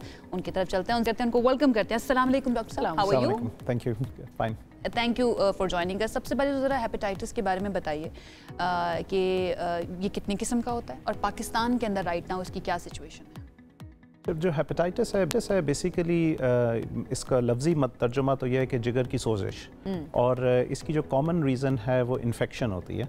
तो ये दो तरह की होती हैं। एक वो इन्फेक्शंस होती हैं जो पानी से फैलती हैं या गंदगी से फैलती हैं, खुराक से फैलती हैं। ये यूजुअली हेपेटाइटिस A या E इनको कहा जाता है साइंसी ज़ुबान में। और दूसरी ऐसी वायरल हेपेटाइटिस होती हैं जो कि इंजेक्शन से या खावन से वाइफ को या इस तरह फैलती हैं या बच्चे की पैदाइश के वक्त फैलती हैं। ये यूजुअली हेपेटाइटिस B और C सेक्सुअली ट्रांसमिटेड भी होती हैं? हेपेटाइटिस B सेक्सुअली ट्रांसमिटेड है। ज़्यादातर ये वैसे बच्चे को पैदाइश के वक्त लगती हैं लेकिन सेक्सुअली भी ट्रांसमिट हो सकती है। कैसे पता लगता है, सिम्टम्स इसके क्या होते हैं कि किसी को हेपेटाइटिस हो चुका है? अच्छा, ये बड़ी ख़ास बात है हेपेटाइटिस की कि इसमें बाज़ औक़ात अक्सर लोगों में सिम्टम्स कोई नहीं होते। ठीक है ना, पेशेंट को बिल्कुल ऐसा हो सकता है कि बिल्कुल एसिम्टोमेटिक हो और वो जो बीमारी है वो उसके अंदर आहिस्ता आहिस्ता उसके जिगर को ख़राब कर रही हो। बाज़ लोगों को जिनको हेपेटाइटिस A या E होता है उनको बुखार आता है, जोड़ों में दर्द होता है, मसल्स में दर्द होता है, फिर जॉन्डिस डेवलप हो जाता है, यरकान डेवलप हो जाता है, जिसके सिम्टम्स अक्सर नज़र आ जाते हैं। लेकिन जो ख़तरनाक पहलू है हेपेटाइटिस का वो ये है कि बाज़ औक़ात एक्चुअली ज़्यादातर लोगों में इसके कोई असरात नज़र नहीं आते। ओके, एसिम्प्टोमेटिक होता है। ठीक है, तो फिर इसके लिए फिर करना ये चाहिए कि आपको प्रिकॉशनरी टेस्ट जो होते हैं हेल्थ के वो करवाते रहना चाहिए। ये इंपॉर्टेंट है इसके लिए, अदरवाइज तो फिर पता ही नहीं चलेगा। हाँ। दूसरी जो अहम चीज़ जो हमारे कंट्री में वो ये है जिसको आपने टच भी किया कि ये प्रेवलेंट बहुत ज़्यादा है, काफ़ी कॉमन लोग हैं। अगर 15 लोग एक कमरे में बैठे हों तो उनमें से एक बंदे को हेपेटाइटिस का मर्ज होगा एंड मोस्ट लाइकली उसको पता भी नहीं उसको पता भी नहीं होगा। अच्छा, फैमिली हिस्ट्री भी इसमें काउंट करती है? अगर कर आपकी सकती है। फैमिली में हेपेटाइटिस बी में अगर लोगों को, बहन भाइयों को है हेपेटाइटिस या वालदा को है, तो बच्चों को सबको अपना टेस्ट ज़रूर कराना चाहिए। तो इस वक्त एक अंदाजे के मुताबिक 70% लोग जिनको हेपेटाइटिस सी है हमारी कंट्री में, उनको इस चीज़ का पता ही नहीं है कि उनको ये बीमारी है। और एक नंबर क्या बताता है पाकिस्तान के अंदर, स्टैट्स क्या है, कितने लोगों को राइट नाउ है ये हेपेटाइटिस? तो तकरीबन जैसे मैंने बताया 15 में से एक बंदे को है, तो ये वैल्यू तकरीबन 1.2 मिलियन के करीब, 12 मिलियन के करीब आती है। 1 करोड़ से ज़्यादा लोगों को इस वक्त हेपेटाइटिस की बीमारी है। और क्योरेबल है, कम्प्लीटली क्योर किया जा सकता है, या कोई स्टेज है वहाँ पर जाके फिर ये रिवर्स नहीं हो सकता? हाँ, so that's an important point. जिगर को अल्लाह ने बड़ा वंडरफुल ऑर्गन है। इसमें जब तक कि ये 70-80% से ज़्यादा नुकसान इसको ना पहुंच जाए, उस वक्त तक ये रिवर्सिबल रहता है, ये इम्प्रूव कर सकता है, या पेशेंट जो है रीज़नेबल लाइफ गुजार सकता है। ये जो इलाज है ये काफ़ी इफ़ेक्टिव है। जो हेपेटाइटिस सी की टैबलेट्स हैं, ये सिर्फ 3 महीने का कोर्स है और इसकी कॉस्ट तकरीबन 10-15 हज़ार रुपये, और इसका जो क्लियरेंस रेट है वो करीब है 100% के, यानी कि ज़्यादातर लोगों को आप इसको आराम से क्लियर कर सकते हैं, बशर्ते के जल्दी डायग्नोस हो जाए। टाइमली। लेकिन टाइमली भी 10-20 साल बाद लगता है इसको ख़राब होने में। ऐसा नहीं है कि इमीडिएटली ये डैमेज कॉज करे। तो अगर इस पर काम किया जाए, इसको अर्ली तशखीस किया जाए, तो यू कैन एरेडिकेट इट, अपने मुल्क से आप ख़त्म कर सकते हैं। जिस तरह इजिप्ट है कंट्रीज़ और बाकी कंट्रीज़ हैं, इन्होंने प्रोग्राम्स स्टार्ट किए हैं WHO की मदद से टू एलिमिनेट हेपेटाइटिस। पाकिस्तान में आपको काम होता हुआ नजर आ रहा है इस सिलसिले में? अच्छा, पाकिस्तान में देखें काम तो हुआ है, there is no doubt. Governments ने किया है, पंजाब की गवर्नमेंट ने किया है, लोकल NGOs ने किया है। लेकिन अगर क्रिटिकली हम देखें तो हम अभी भी काफ़ी काम रहता है, क्योंकि जो हमारा टारगेट था कि हम 2030 तक हेपेटाइटिस को ख़त्म कर दें अपनी कंट्री से, अनफॉर्चुनेटली उसको अचीव करना काफ़ी मुश्किल होगा और हमें हो सकता है 5-10 साल मज़ीद लगें as compare to other countries. लोगों में अवेयरनेस नहीं है, लोगों को पता नहीं है, इसलिए भी ज़्यादा टाइम लग रहा है इसमें। देखिए, इसकी मल्टीपल रीजंस हैं। सबसे पहले तो हमारी कंट्री में बहुत ज़्यादा आम है ये, मतलब जो ओवरऑल जो नंबर ऑफ़ पेशेंट्स हैं वो बहुत ज़्यादा है। सेकेंडली ये कि तालीम का रेशो कम है, ज़्यादातर जो गांव हैं वहाँ पर ये बीमारी है, इसमें अवेयरनेस लोगों में कम है। लोगों का ख्याल ये होता है कि अब अगर हम बिल्कुल ठीक हैं तो हम अपना टेस्ट क्यों कराएं, लेकिन अनफॉर्चुनेटली कुछ लोग तो डर के मारे नहीं करवाते कि कुछ निकल ना आए उसके अंदर, टेस्ट के अंदर। लेकिन अनफॉर्चुनेटली बाय द टाइम उनको उसकी यरकान हो जाए या पेट में पानी आ जाता है तो it is too late at that time. उसमें फिर आपके पास सिर्फ ट्रांसप्लांट के अलावा और कोई ऑप्शंस नहीं होते। लेकिन एक कोऑर्डिनेटेड एफर्ट की भी कमी है मेरे ख्याल में। ऑल्दो इंडिविजुअली बहुत हर बंदा हमारे कंट्री में, चाहे वो NGO, रिस्पॉन्सिबिलिटी भी तो नज़र आती है। जैसे सिरिंजेस की हम बात करें, उससे बहुत ज़्यादा फैलता है। एंड देन ये भी कहा जाता है कि जब आप जैसे मर्द हज़रात शेव वगैरह बनवाने के लिए जाते हैं, अगर ब्लेड कोई यूज्ड ब्लेड यूज़ हो गया है जो कि ऑलरेडी किसी हेपेटाइटिस के मरीज़ का था, उनसे फिर किस तरह से बचना है, क्या किया जाना चाहिए? बिल्कुल, ये जो हेपेटाइटिस सी है इसकी सबसे कॉमन रीज़न हमारे मुल्क के अंदर वो इंजेक्शंस हैं। एक्चुअली अगर आप डेटा दुनिया का देखें तो हमारी कंट्री में जो हर अडल्ट है उसको साल में 5 इंजेक्शंस लगते हैं ऑन एवरेज, जो कि बहुत ज़्यादा है, शायद वन ऑफ द हाईएस्ट है दुनिया में। और उसकी वजह से सिरिंजेस साफ़ ना होने की वजह से ये इन्फेक्शन एक बंदे से दूसरे बंदे तक जो है वो लग रही है। और दूसरा जो कॉमन रीज़न है बिल्कुल ब्लेड्स हैं, जो जिसकी वजह से ये फैल सकता है। तो इस चीज़ की आगाही अगर हर शख्स को हो तो वो इस चीज़ को चैलेंज कर सकता है। आप कह रहे हैं नॉर्मली तो हम अस्पतालों में जाते हैं तो हमारे सामने वो खोल रहे होते हैं, उसको पैकिंग से खोल रहे होते हैं, तो फिर किस तरह यूज किस तरह से इस्तेमाल हो जाती है? बिल्कुल, आपकी बात सही है, लेकिन ये जो चीज़ है ये सिर्फ सिरिंजों के हद तक एक तो नहीं है, ऑपरेशन थिएटर्स में है, डेंटल वर्क है, अगर कोई कर रहा है तो ये इससे फैल सकता है। दूसरा जो आप प्रैक्टिसेस कह रहे हैं वो यूजली शहरों में हैं, लेकिन अगर आप गाँव में चले जाएँ जहाँ पे कंपाउंडर्स या क्वैक्स इस चीज़ को प्रैक्टिस कर रहे हैं तो उस जगह पे इस बीमारी का फैलाव ज़्यादा और लोग सवाल भी नहीं करते कि आप अवेयर भी है। हमारे साथ एक कॉलर हैं घोटकी से, तारिक वहीद अहमद है हमारे साथ घोटकी से। अस्सलाम वालेकुम वहीद, कैसे हैं आप? कुछ ऐड करना चाहेंगे या सवाल करेंगे? ड्रॉप हो गए, आपने नाम ही गलत ले लिया, वो चला गया, नाराज हो गए। आप दोबारा से कॉल करने, कोई मसला नहीं, आपका सवाल हम लेंगे। डॉक्टर साहब, अच्छा ये सिचुएशन जो है वो पाकिस्तान के अंदर, आपको लगता है, आप कह रहे हैं काम इसके ऊपर हो रहा है, कौन कौन से स्टेप्स जो हैं वो फौरी तौर पर लिए जाने चाहिए गवर्नमेंट की जानिब से, या फिर इंडिविजुअल भी अगर हम बात करें, हमें क्या करना चाहिए जिससे हम एक तो बच सकें इस बीमारी से एंड देन अवेयरनेस भी फैल सके? एक तो देखिए, सबसे पहले इसको प्रिवेंट करना चाहिए कि कैसे लोगों को हम रोकें। तो और हेपेटाइटिस बी और सी 2 मेन जो बीमारियां हैं, तो तो हेपेटाइटिस सी जैसे मैंने अर्ज़ किया कि ये इंजेक्शन से, सिरिंजेस से फैलता है ज़्यादा। तो मेरा ख्याल है हर बंदे को इस चीज़ को अवॉइड करना चाहिए, इस चीज़ को चैलेंज करना चाहिए। अगर कहीं किसी बंदा किसी डॉक्टर के पास जाता है और वो इंजेक्शन का पूछता है तो उससे पूछना चाहिए कि क्या ये टैबलेट से बीमारी मेरी ठीक हो सकती है। वो ये अज्यूम ना करे कि जी मुझे अगर कोई इंजेक्शन लग जाएगा या मल्टीविटामिन की ड्रिप लग जाएगी या आई विल गेट बेटर, तो ऐसा नहीं है। डॉक्टर से सवाल करने का तो रिवाज ही नहीं है ना। हम कहते हैं कि जो डॉक्टर ने कह दिया है वो सही है और जो उसने कर दिया है वो बिल्कुल ठीक है। हमारे साथ एक लाइव कॉलर भी मौजूद है, सहर है फैसलाबाद से। अस्सलाम वालेकुम सहर, क्या कैसी हैं आप? सवाल करेंगी, कुछ ऐड करना चाहेंगी? मेरी अम्मी को ना हेपेटाइटिस है, तो उनको सांस की बहुत ज्यादा प्रॉब्लम बनती है और उनके जिस्म में बहुत ज्यादा दर्द भी होती है, बहुत ज्यादा सांस बहुत ज्यादा आता है और वो मोटापा बहुत ज्यादा है। ठीक है, तो डॉक्टर साहब से इसका जवाब ले लेते हैं कि क्या करना चाहिए इस पर। ठीक है सर, डॉक्टर साहब क्या इनको करना चाहिए? अच्छा देखिए, कुछ तो सिम्टम्स बड़े जनरल किस्म के होते हैं जो जिस तरह ये डिस्क्राइब कर रही हैं कि पेशेंट को भूख नहीं लगती, बाज़ औक़ात बुखार जैसा होता है, जोड़ों में दर्द वगैरह होता है, तो ये अर्ली साइंस हैं हेपेटाइटिस के।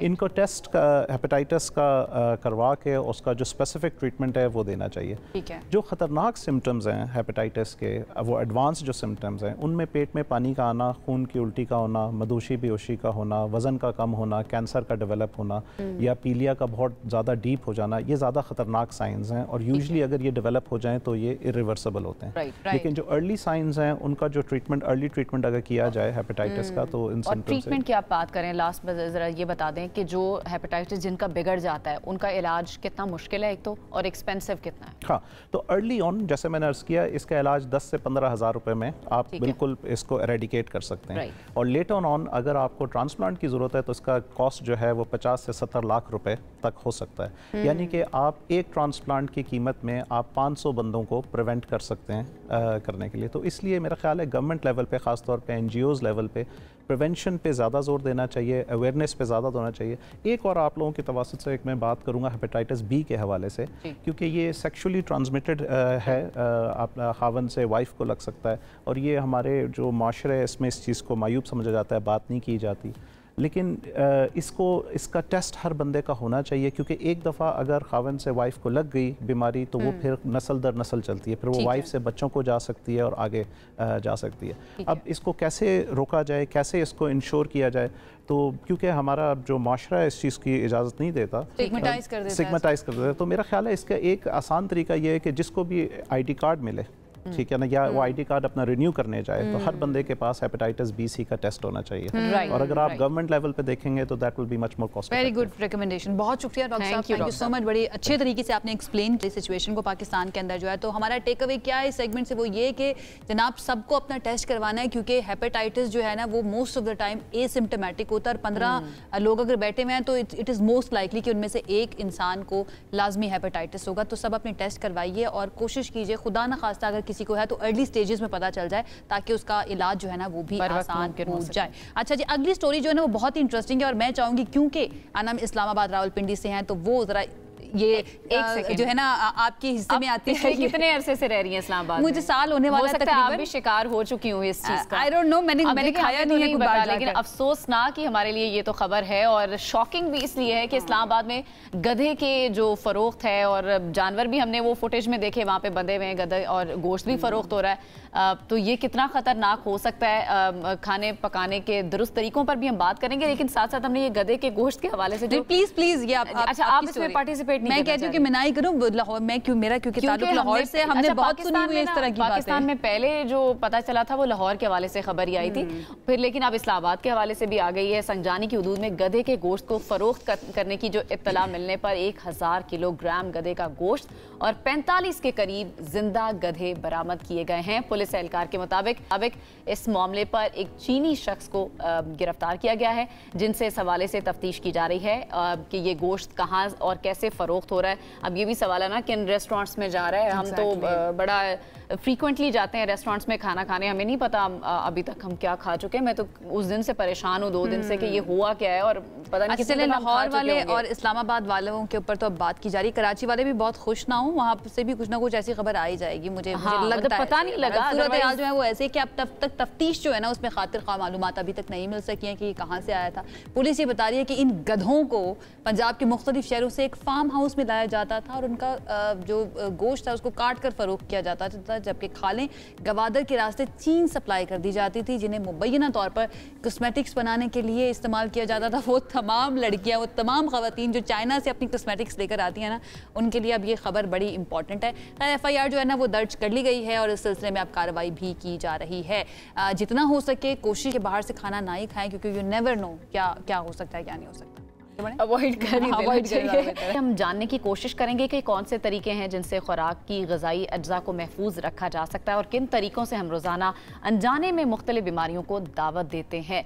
मोस्टली ऐसा होता है आयशा कि हम खाने को इतना कुक कर देते हैं, ओवर कुक कुछ लोगों को खाना पसंद होता है, जिनमें शायद मैं भी शामिल हूँ। मुझे लगता है कि कच्ची कच्ची जो सब्जियाँ हैं और वो कच्चापन ख़त्म होना चाहिए, तो वो ज़्यादातर हम ये कर रहे होते हैं कि ग़िज़ा उसकी जो उसको ख़त्म कर देते हैं। अच्छा, सवाल ये है ना कि हमें ज़्यादा कुक करना चाहिए या फिर कुछ लोग ऐसे भी होते हैं जो बहुत ही कम कुक कर रहे होते हैं, जिसकी वजह से समटाइम्स खाना कच्चा भी रह जाता है। इन दोनों में से बेहतर तरीका कौन सा है या फिर एक बैलेंस होना चाहिए? हमने सोचा कि ये जो मिथ है या फिर ये जो एक कंफ्यूजन है इसको दूर कर लेते हैं। हमारे साथ मौजूद हैं इस वक्त मारूफ हेल्थ एक्सपर्ट हैं डॉक्टर शगुफ्ता फिरोज साहिबा, उन्होंने हमें ज्वाइन किया। उनकी तरफ चलते हैं। डॉक्टर साहिबा, थैंक यू सो मच हमें ज्वाइन करने के लिए। आई होप आप ठीक ठाक होंगी।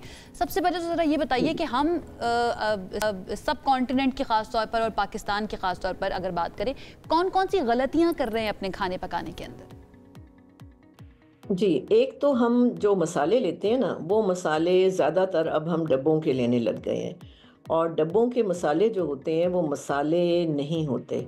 उसकी शेल्फ़ लाइफ बढ़ाने के लिए उसके अंदर केमिकल भी होते हैं। तो कोशिश करें आप जो मिर्चें हैं, धनिया है, हल्दी है, वो आप घरों में पीस सकते हैं। तो मसाले जितने आप घरों में अरेंज करेंगे, एक तो वो सेफ़ हो जाएगा।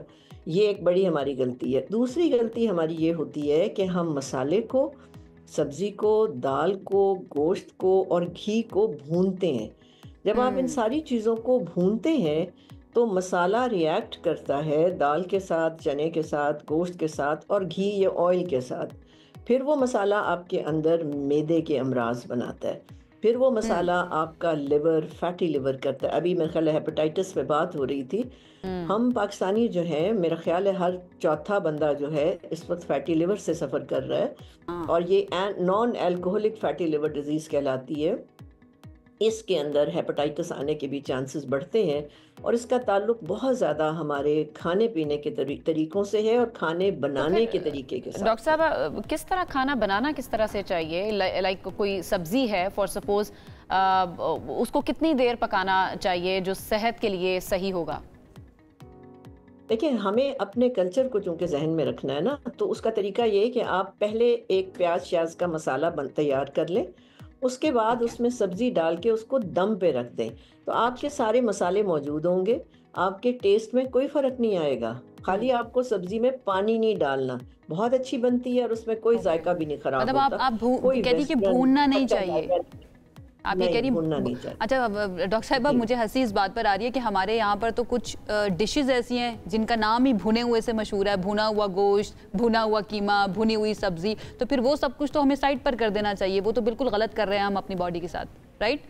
हाँ जी, बिल्कुल हम गलत कर रहे हैं। अगर हम शुरू से सारे मसाले और गोश्त डाल के इकट्ठे चढ़ा देते हैं और उसको 2 घंटे बाद जाके भूनते हैं तो यस, इट इज़ रॉन्ग।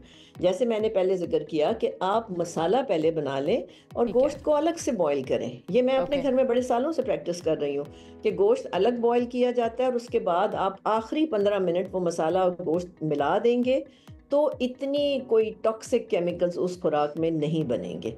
आप जानते हैं ना कि हर बच्चे से बड़ा इस वक्त स्टमक के डिसऑर्डर्स का शिकार है, गैस, तेजाबियत का शिकार है। तो ये हमारे खाने ही है ना और उनके तरीके हैं जिनकी वजह से हम सफ़र कर रहे हैं। अच्छा, खाना एक तरफ तो आप कह रही हैं कि बनाना किस तरह चाहिए, लेकिन जब खाना बन जाता है फिर वो फ्रिज में चला जाता है और फ्रिज से निकाल के जब हम बार बार उसको गर्म कर रहे होते हैं, चाहे माइक्रोवेव में करें या फिर चूल्हे पे करें, वो भी नुकसानदेह होता है बार बार खाने को गर्म करके खाना? जी, अगर खाना हाइड्रोजनेटेड ऑयल में बनेगा ना, ये याद रखना है आपने, ऑयल्स जो मार्केट में मिल रहे हैं अगर उनमें बनेगा तो उसको फ्रिज में नहीं रखना चाहिए, क्योंकि उस ऑयल में डीजल की प्रॉपर्टीज़ आ जाती हैं और वो खाना आपके लिए ख़राब हो जाता है।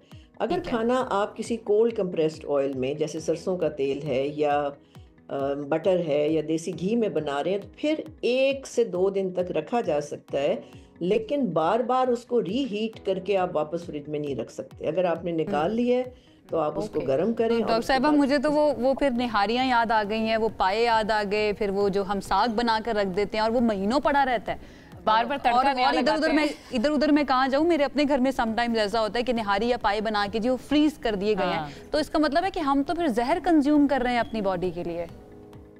तरीका है ना, हर चीज का हल है। आप छोटे कंटेनर्स में फ्रीज करें ना, आप 1 दिन का पोर्शन फ्रीज करें ताकि जब आप उस पोर्शन को निकाल लें तो बस वो इस्तेमाल हो गया।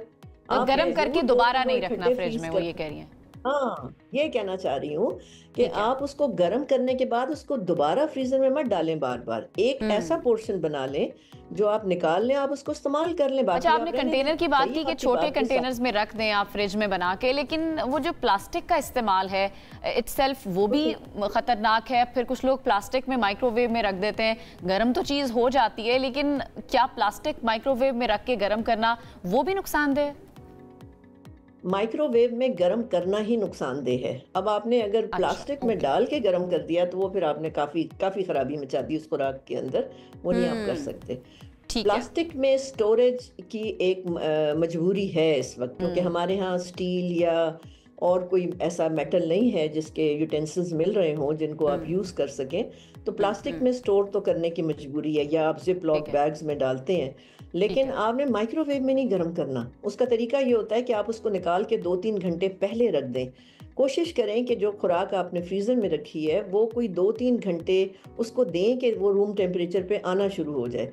जब वो रूम टेम्परेचर पे आ जाए फिर उसको आपने पैन में या किसी चीज में भी गर्म कर। शॉर्टकट नहीं मारना खाने के लिए। अगर आप शॉर्टकट मारेंगे ठीक है, फिर आपकी इम्यूनिटी का कुछ भी कोई गारंटी नहीं है। तो डॉक्टर साहब, जब हम घर में अपनी अम्मियों को खास तौर पे अगर मैं कहना चाहूँ, ये कहते हैं ना कि अम्मी ये ठीक तरह नहीं है, इस तरह से फ्रीज ना करें या इस तरह से खाना ना पकाएं, तो वो कहती हैं कि भाई हमने तो सारी जिंदगी ऐसी पकाया है, हमारे माँ बाप ने भी ऐसी पकाया था, अब तुम्हें अगर डिफरेंट तरीके से पकाना है तो तुम्हें तुम्हारी हेल्थ को क्या हो जाएगा। तो क्या जनरेशन टू जनरेशन फर्क भी आया? मैं पूछना ये चाह रही हूँ कि उनको हम फिर क्या जवाब दें, किस तरह से कन्विंस करें कि पहले का वक्त और था या तब्दीली आ चुकी है? बिल्कुल आपने सही कहा कि पहले हमारी बर्दाश्त कुछ और थी। पहले एनवायरनमेंट में जहाँ ये क्रॉप ग्रो करती थी वो कुछ और था। पहले इतना पेस्टिसाइड इंसेक्टिसाइड नहीं होता था। ये जो साइंस है ना, कलनरी मेडिसिन, ये ज़्यादा पुरानी नहीं, ये 2003 से शुरू हुई है। इसको अंदाजन 20 साल हो रहे हैं। तो ये इसीलिए तो आई है कि ये जो जनरेशन अभी है इसके ऊपर फूड के इफेक्ट्स आ रहे हैं और उनकी हेल्थ इफेक्ट हो रही है। तो आपकी अगर मदर ये बात कहती हैं तो वो ठीक कहती हैं, क्योंकि जिस टाइम पे वो पकाती थी या वो खाती थी तो मैदा भी ठीक था, लिवर भी ठीक था और इतनी कंटामिनेटेड फूड भी नहीं होती थी। डॉक्टर साहब, जो बर्तन जिसमें हम खाना बनाते हैं वो कितना मैटर करता है? अब तो डिफरेंट तरह के बर्तन आ गए हैं, उसमें भी कोई प्रॉब्लम है? जी हाँ, बिल्कुल है।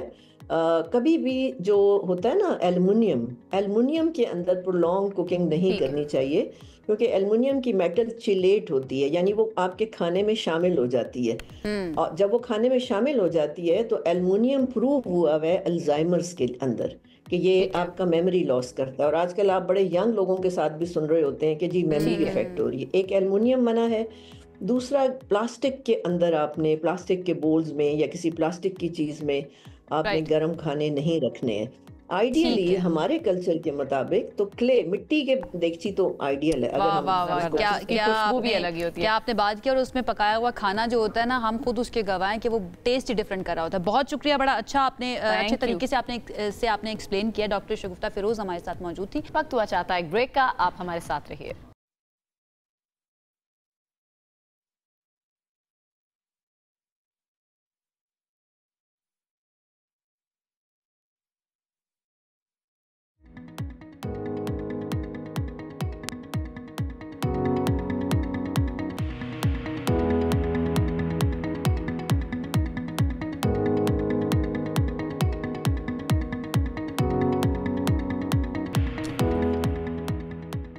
Welcome back. बात हम करेंगे प्योरिटी ऑफ फूड यानी कि ग़िज़ा की पाकीज़गी की और खाने पकाने के दुरुस्त तरीक़ों पर। ये हम जानने की कोशिश करेंगे कि कौन से तरीके हैं जिनसे खुराक की ग़िज़ाई अज्जा को महफूज रखा जा सकता है और किन तरीक़ों से हम रोज़ाना अनजाने में मुख्तलिफ बीमारियों को दावत देते हैं। मोस्टली ऐसा होता है आयशा कि हम खाने को इतना कुक कर देते हैं, ओवर कुक कुछ लोगों को खाना पसंद होता है, जिनमें शायद मैं भी शामिल हूँ। मुझे लगता है कि कच्ची कच्ची जो सब्जियाँ हैं और वो कच्चापन ख़त्म होना चाहिए, तो वो ज़्यादातर हम ये कर रहे होते हैं कि ग़िज़ा उसकी जो उसको ख़त्म कर देते हैं। अच्छा, सवाल ये है ना कि हमें ज़्यादा कुक करना चाहिए या फिर कुछ लोग ऐसे भी होते हैं जो बहुत ही कम कुक कर रहे होते हैं, जिसकी वजह से समटाइम्स खाना कच्चा भी रह जाता है। इन दोनों में से बेहतर तरीका कौन सा है या फिर एक बैलेंस होना चाहिए? हमने सोचा कि ये जो मिथ है या फिर ये जो एक कन्फ्यूजन है इसको दूर कर लेते हैं। हमारे साथ मौजूद हैं इस वक्त मारूफ हेल्थ एक्सपर्ट हैं डॉक्टर शगुफ्ता फिरोज साहिबा। उन्होंने हमें ज्वाइन किया, उनकी तरफ चलते हैं। डॉक्टर साहिबा, थैंक यू सो मच हमें ज्वाइन करने के लिए। आई होप आप ठीक ठाक होंगी। सबसे पहले तो ज़रा ये बताइए कि हम सब कॉन्टिनेंट के ख़ास तौर पर और पाकिस्तान के ख़ास तौर पर अगर बात करें, कौन कौन सी गलतियां कर रहे हैं अपने खाने पकाने के अंदर? जी, एक तो हम जो मसाले लेते हैं ना, वो मसाले ज़्यादातर अब हम डब्बों के लेने लग गए हैं और डब्बों के मसाले जो होते हैं वो मसाले नहीं होते। उसकी शेल्फ़ लाइफ बढ़ाने के लिए उसके अंदर केमिकल भी होते हैं। तो कोशिश करें आप जो मिर्चें हैं, धनिया है, हल्दी है, वो आप घरों में पीस सकते हैं। तो मसाले जितने आप घरों में अरेंज करेंगे, एक तो वो सेफ़ हो जाएगा।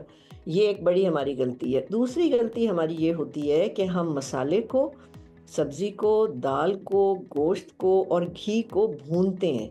जब आप इन सारी चीज़ों को भूनते हैं तो मसाला रिएक्ट करता है दाल के साथ, चने के साथ, गोश्त के साथ और घी या ऑयल के साथ। फिर वो मसाला आपके अंदर मैदे के अमराज बनाता है। फिर वो मसाला आपका लिवर, फैटी लिवर करता है। अभी मेरे ख्याल है हेपेटाइटिस पे बात हो रही थी। हम पाकिस्तानी जो हैं, मेरा ख्याल है हर चौथा बंदा जो है इस वक्त फैटी लिवर से सफ़र कर रहा है और ये non alcoholic fatty liver disease कहलाती है। इसके अंदर हेपेटाइटिस आने के भी चांसेस बढ़ते हैं और इसका ताल्लुक बहुत ज़्यादा हमारे खाने पीने के तरीक़ों से है और खाने बनाने के तरीके के साथ। डॉक्टर साहब, किस तरह खाना बनाना किस तरह से चाहिए? लाइक कोई सब्ज़ी है फॉर सपोज, उसको कितनी देर पकाना चाहिए जो सेहत के लिए सही होगा? देखिए, हमें अपने कल्चर को चूँकि जहन में रखना है ना, तो उसका तरीका ये है कि आप पहले एक प्याज का मसाला तैयार कर लें, उसके बाद उसमें सब्ज़ी डाल के उसको दम पे रख दें। तो आपके सारे मसाले मौजूद होंगे, आपके टेस्ट में कोई फ़र्क नहीं आएगा। खाली आपको सब्ज़ी में पानी नहीं डालना, बहुत अच्छी बनती है और उसमें कोई जायका भी नहीं ख़राब मतलब होता। आप कहती कि भूनना नहीं चाहिए, आप ये कह रही भूनना नहीं चाहिए। अच्छा डॉक्टर साहिबा, मुझे हंसी इस बात पर आ रही है कि हमारे यहाँ पर तो कुछ डिशेस ऐसी हैं जिनका नाम ही भुने हुए से मशहूर है। भुना हुआ गोश्त, भुना हुआ कीमा, भुनी हुई सब्जी। तो फिर वो सब कुछ तो हमें साइड पर कर देना चाहिए। वो तो बिल्कुल गलत कर रहे हैं हम अपनी बॉडी के साथ, राइट? हाँ जी, बिल्कुल हम गलत कर रहे हैं। अगर हम शुरू से सारे मसाले और गोश्त डाल के इकट्ठे चढ़ा देते हैं और उसको 2 घंटे बाद जाके भूनते हैं तो यस, इट इज़ रॉन्ग। जैसे मैंने पहले जिक्र किया कि आप मसाला पहले बना लें और गोश्त को अलग से बॉईल करें। ये मैं अपने घर में बड़े सालों से प्रैक्टिस कर रही हूँ कि गोश्त अलग बॉईल किया जाता है और उसके बाद आप आखिरी 15 मिनट वो मसाला और गोश्त मिला देंगे तो इतनी कोई टॉक्सिक केमिकल्स उस खुराक में नहीं बनेंगे। आप जानते हैं ना कि हर बच्चे से बड़ा इस वक्त स्टमक के डिसऑर्डर्स का शिकार है, गैस, तेजाबियत का शिकार है। तो ये हमारे खाने ही है ना और उनके तरीके हैं जिनकी वजह से हम सफ़र कर रहे हैं। अच्छा, खाना एक तरफ तो आप कह रही हैं कि बनाना किस तरह चाहिए, लेकिन जब खाना बन जाता है फिर वो फ्रिज में चला जाता है और फ्रिज से निकाल के जब हम बार बार उसको गर्म कर रहे होते हैं, चाहे माइक्रोवेव में करें या फिर चूल्हे पे करें, वो भी नुकसानदेह होता है बार बार खाने को गर्म करके खाना? जी, अगर खाना हाइड्रोजनेटेड ऑयल में बनेगा ना, ये याद रखना है आपने, ऑयल्स जो मार्केट में मिल रहे हैं अगर उनमें बनेगा तो उसको फ्रिज में नहीं रखना चाहिए क्योंकि उस ऑयल में डीजल की प्रॉपर्टीज़ आ जाती हैं और वो खाना आपके लिए ख़राब हो जाता है।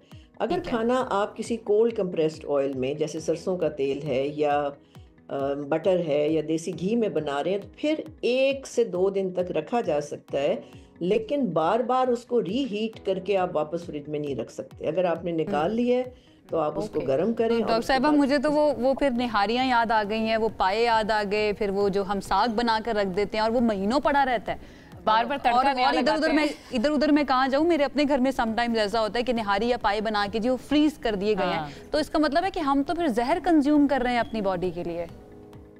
ना तरीका है ना, हर चीज का हल है। आप छोटे कंटेनर्स में फ्रीज करें ना, आप एक दिन का पोर्शन फ्रीज करें, ताकि जब आप उस पोर्शन को निकाल लें तो बस वो इस्तेमाल हो गया। आप गर्म करके दोबारा नहीं रखना फ्रिज में, वो ये कह रही हैं। हाँ, ये कहना चाह रही हूँ कि आप उसको गर्म करने के बाद उसको दोबारा फ्रीजर में मत डालें बार बार। एक ऐसा पोर्शन बना लें जो आप निकाल लें, आप उसको इस्तेमाल कर लें। अच्छा, आपने कंटेनर की बात की कि छोटे कंटेनर्स में रख दें आप फ्रिज में बना के, लेकिन वो जो प्लास्टिक का इस्तेमाल है इटसेल्फ वो भी खतरनाक है। फिर कुछ लोग प्लास्टिक में माइक्रोवेव में रख देते हैं, गर्म तो चीज़ हो जाती है, लेकिन क्या प्लास्टिक माइक्रोवेव में रख के गर्म करना वो भी नुकसानदेह है? माइक्रोवेव में गर्म करना ही नुकसानदेह है। अब आपने अगर प्लास्टिक में डाल के गर्म कर दिया तो वो फिर आपने काफी खराबी मचा दी उस खुराक के अंदर, वो नहीं आप कर सकते। प्लास्टिक में स्टोरेज की एक मजबूरी है इस वक्त, क्योंकि हमारे यहाँ स्टील या और कोई ऐसा मेटल नहीं है जिसके यूटेंसिल्स मिल रहे हों जिनको आप यूज कर सकें, तो प्लास्टिक में स्टोर तो करने की मजबूरी है, या आप जिप लॉक बैग्स में डालते हैं। लेकिन आपने माइक्रोवेव में नहीं गर्म करना। उसका तरीका ये होता है कि आप उसको निकाल के 2-3 घंटे पहले रख दें। कोशिश करें कि जो खुराक आपने फ्रीजर में रखी है वो कोई 2-3 घंटे उसको दें कि वो रूम टेम्परेचर पे आना शुरू हो जाए। जब वो रूम टेम्परेचर पे आ जाए फिर उसको आपने पैन में या किसी चीज में भी गर्म कर। शॉर्टकट नहीं मारना खाने के लिए। अगर आप शॉर्टकट मारेंगे ठीक है, फिर आपकी इम्यूनिटी का कुछ भी कोई गारंटी नहीं है। तो डॉक्टर साहब, जब हम घर में अपनी अम्मियों को खास तौर पे अगर मैं कहना चाहूँ, ये कहते हैं ना कि अम्मी ये ठीक तरह नहीं है, इस तरह से फ्रीज ना करें या इस तरह से खाना ना पकाएं, तो वो कहती हैं कि भाई हमने तो सारी जिंदगी ऐसी पकाया है, हमारे माँ बाप ने भी ऐसी पकाया था, अब तुम्हें अगर डिफरेंट तरीके से पकाना है तो तुम्हें तुम्हारी हेल्थ को क्या हो जाएगा। तो क्या जनरेशन टू जनरेशन फर्क भी आया? मैं पूछना ये चाह रही हूँ कि उनको हम फिर क्या जवाब दें, किस तरह से कन्विंस करें कि पहले का वक्त और था या तब्दीली आ चुकी है? बिल्कुल आपने सही कहा कि पहले हमारी बर्दाश्त कुछ और थी। पहले एनवायरनमेंट में जहाँ ये क्रॉप ग्रो करती थी वो कुछ और था। पहले इतना पेस्टिसाइड इंसेक्टिसाइड नहीं होता था। ये जो साइंस है ना, कुलिनरी मेडिसिन, ये ज़्यादा पुरानी नहीं, ये 2003 से शुरू हुई है, इसको अंदाजन 20 साल हो रहे हैं। तो ये इसीलिए तो आई है कि ये जो जनरेशन अभी है इसके ऊपर फूड के इफेक्ट्स आ रहे हैं और उनकी हेल्थ इफेक्ट हो रही है। तो आपकी अगर मदर ये बात कहती हैं तो वो ठीक कहती हैं, क्योंकि जिस टाइम पे वो पकाती थी या वो खाती थी तो मैदा भी ठीक था, लिवर भी ठीक था और इतनी कंटामिनेटेड फूड भी नहीं होती थी। डॉक्टर साहब, जो बर्तन जिसमें हम खाना बनाते हैं वो कितना मैटर करता है? अब तो डिफरेंट तरह के बर्तन आ गए हैं, उसमें भी कोई प्रॉब्लम है? जी हाँ, बिल्कुल है। कभी भी जो होता है ना एल्युमिनियम के अंदर प्रोलॉन्ग कुकिंग नहीं करनी चाहिए, क्योंकि एल्युमिनियम की मेटल चिलेट होती है, यानी वो आपके खाने में शामिल हो जाती है। और जब वो खाने में शामिल हो जाती है तो एल्युमिनियम प्रूव हुआ है अल्जाइमर्स के अंदर कि ये आपका मेमोरी लॉस करता है। और आजकल आप बड़े यंग लोगों के साथ भी सुन रहे होते हैं कि जी मेमोरी इफेक्ट हो रही है। एक एल्युमिनियम मना है। दूसरा, प्लास्टिक के अंदर आपने प्लास्टिक के बोल्स में या किसी प्लास्टिक की चीज में आपने गर्म खाने नहीं रखने हैं। आइडियली हमारे कल्चर के मुताबिक तो क्ले, मिट्टी के देगची तो आइडियल है। क्या आपने बात की, और उसमें पकाया हुआ खाना जो होता है ना, हम खुद उसके गवाह हैं कि वो टेस्ट ही डिफरेंट कर रहा होता है। बहुत शुक्रिया, बड़ा अच्छा आपने अच्छे तरीके से आपने एक्सप्लेन किया। डॉक्टर शगुफ्ता फिरोज हमारे साथ मौजूद थी। बहुत शुक्रिया प्रोग्राम में आपने हमें ज्वाइन किया। नाज़रीन, इसी के साथ हमें बढ़ना एक ब्रेक की तरफ, आप हमारे साथ रहिए। This segment is brought to you by Telenor and Allied Bank Limited.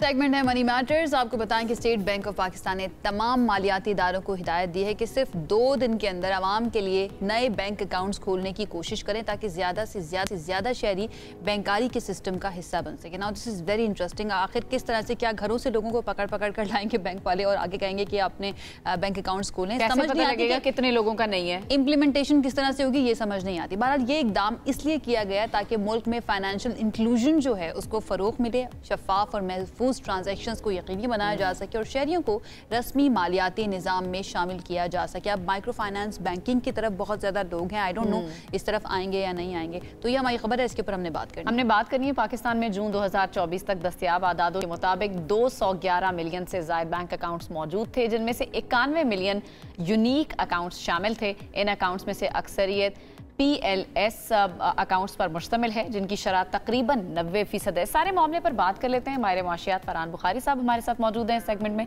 Farhan Bukhari साहब, सबसे पहले तो ये बताएं, हुकूमत को एक तो ज़रूरत क्यों महसूस हो रही है कि हर बंदे का अकाउंट खोलना चाहिए, और प्रैक्टिकली ये मुमकिन कैसे होगा?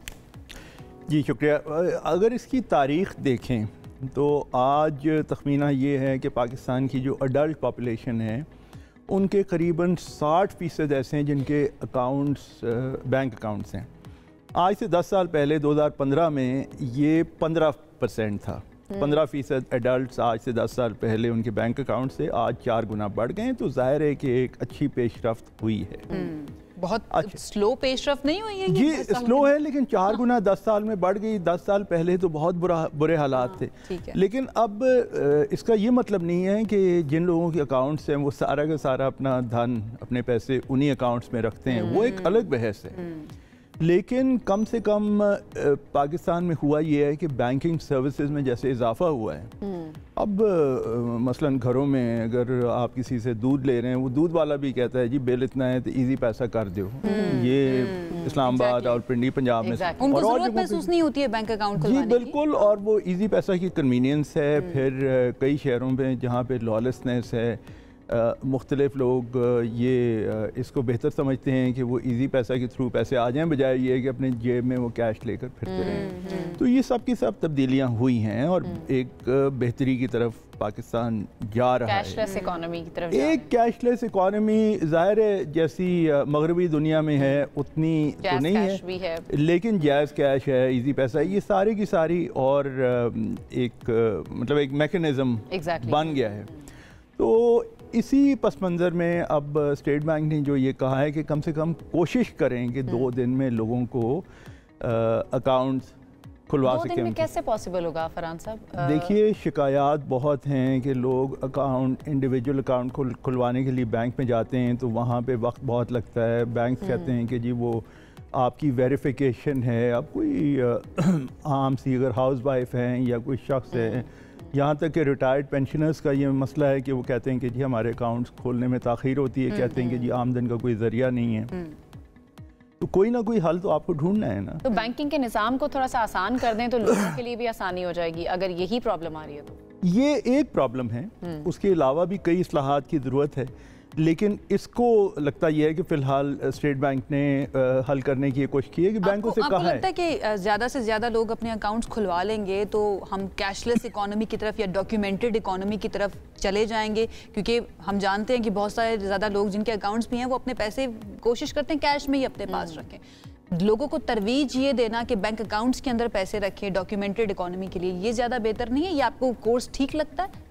जी बिल्कुल, लोगों को करना चाहिए, लेकिन बात यह है कि काले धन का भी एक किरदार है पाकिस्तान में, एक रोल है। अब वो आहिस्ता आहिस्ता हुकूमत उसके ऊपर इक़दाम तो कर रही है कि किसी तरह उस पर कुछ घेरा तंग हो, लेकिन ये बहुत देर लगेगी और बड़ी कोशिश करनी और पड़ेगी। ये प्रैक्टिकली इसलिए भी मुमकिन है, ताजरों की तरफ हुकूमत का ज़्यादा शिकवा होता है कि वो जो हैं वो बैंक में पैसे नहीं रखते और फिर ज़ाहिर टैक्सेशन के निज़ाम में शामिल नहीं होते। ये उसकी तरफ भी एक पेशरफ्त है। फिर बिल्कुल है, क्योंकि आपने हाल ही में देखा ताजरों ने फिर एक हड़ताल की कॉल दी हुई थी, जिसका पिछले हफ्ते हमने जिक्र भी किया।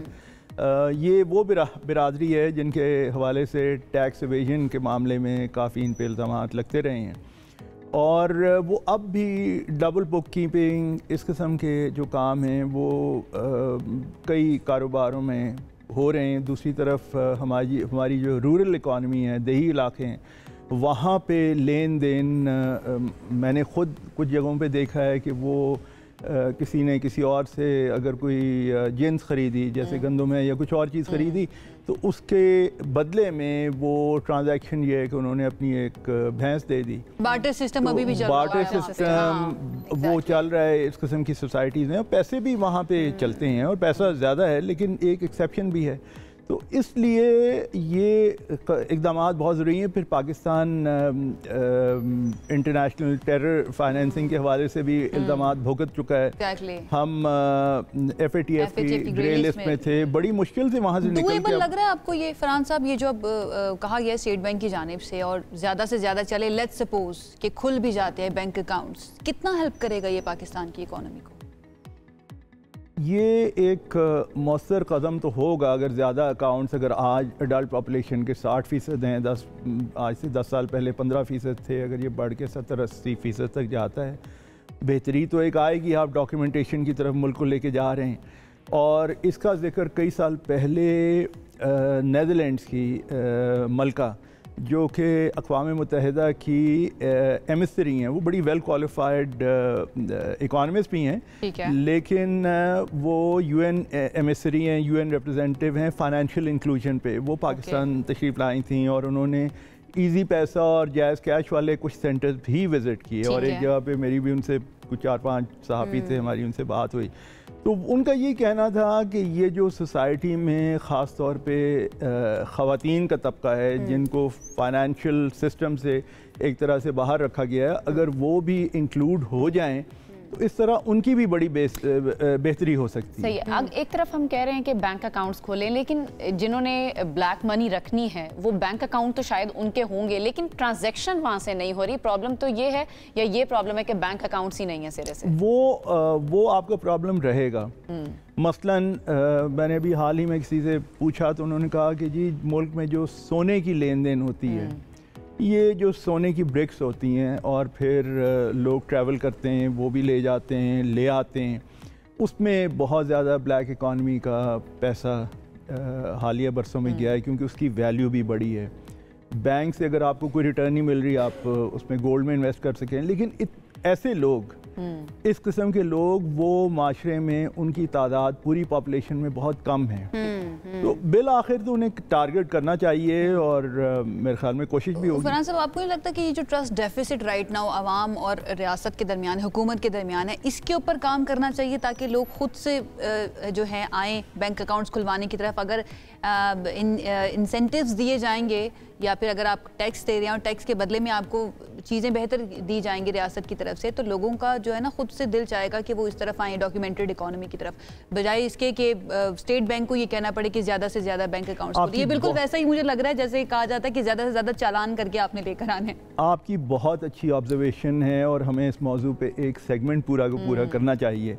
ये जो ट्रस्ट डेफिसिट है, ये क्यों है? इसलिए है क्योंकि एक तबका इंतहाई मराहत याफ्ता है, वो रूलिंग स्ट्रक्चर से उनका ताल्लुक़ है, और उनके हवाले से जो ख़बरें आती हैं मुसद्दिक़ा और गैर मुसद्दिक़ा, वो सब की सब मिला के ऐसी सूरत हाल बनती है कि लोग ये कहते हैं कि ये जो हमारे जो अरबाब इक़्तिदार हैं, और ये सिर्फ़ और सिर्फ पार्लियामेंट का मामला नहीं है। अब देखिए ना, इन दिनों में जैसे FBR के हवाले से वो कराची के एक असिस्टेंट कमिश्नर की जो खबर थी कि वो FBR लोगों के साथ सरकारी गाड़ी लेके फिर रहे थे, कहीं किसी ने रोका, उन्होंने रोब जमाया, वहाँ पे अच्छा खासा एक झगड़ा हो गया और वो उस खबर की बड़ी तशहीर हुई। तो ये फिर ब्यूरोक्रेसी में भी आ जाता है, वहाँ पे भी एक इतना बड़ा तबका है जो कि जिन्हें आम लोग मुराद याफ्ता समझते हैं। तो ये सारा का सारा निज़ाम और ट्रस्ट डेफिसिट, ये बहुत एक बुनियादी चीज़ है किसी भी निज़ाम की इस्लाह के लिए, कि अगर आप ये चाहते हैं कि ये ट्रस्ट डेफिसिट ख़त्म हो या ख़त्म नहीं होता, कम हो जाए, तो फिर आपको ये कुछ इस्लाहात इतनी बड़ी करनी पड़ेंगी कि जिनका ताल्लुक फिर सियासत से हो जाता है। बड़ी अच्छी आपने इस्तिलाह जो है चंद रोज़ पहले यूज़ की थी कि फायर फाइटिंग की जाती है यहाँ पे। यहाँ पर आग लग गई, यहाँ पर थोड़ा सा पानी छिड़क दिया जाए, यहाँ आग लग गया, यहाँ पे थोड़ा सा पानी छिड़क दिया जाए। लॉन्ग टर्म हमने क्या करना है उसके लिए कोई सोल्यूशन नहीं दिया जाता है। एंड आई थिंक हमारा मसला जो है ना, हमारे इकोनॉमी की बेड़ा गर्क होने का और चीज़ों को ठीक ना होने का, एक तो पॉलिसी नहीं है और जो पॉलिसीज़ हैं भी वो लॉन्ग टर्म चलती नहीं है, हमें कंसिस्टेंसी उसमें नजर नहीं आती। बहुत शुक्रिया फरहान बुखारी साहब, इस खबर के ऊपर हमने डिटेल के अंदर बात की। आई होप अगर ये किया जा रहा है, गवर्नमेंट की जानिब से ये फैसला किया गया है, तो इसके नताइज जो है ना वो भी अच्छे हों और डॉक्यूमेंटेड इकोनॉमी जिस मकसद के लिए है वो मकसद भी पूरा होता हुआ हमें नजर आए। बहुत बहुत शुक्रिया फरहान बुखारी साहब, आप हमारे साथ मौजूद थे और इस अहम मौजू पर आपने बात की, और इस पर बात करना ज़रूरी भी था चूँकि स्टेट बैंक की तरफ से कहा गया कि 2 दिन के अंदर ज़्यादा से ज़्यादा मैक्सिमम नंबर ऑफ अकाउंट्स खुलवाए जाएँ। अब देखना यह है कि क्या ये प्रैक्टिकली वाकई मुमकिन है या नहीं। इसी के साथ ही प्रोग्राम का वक्त हुआ चाहता है ख़त्म। हमें दीजिए इजाज़त, अल्लाह ने के बाद।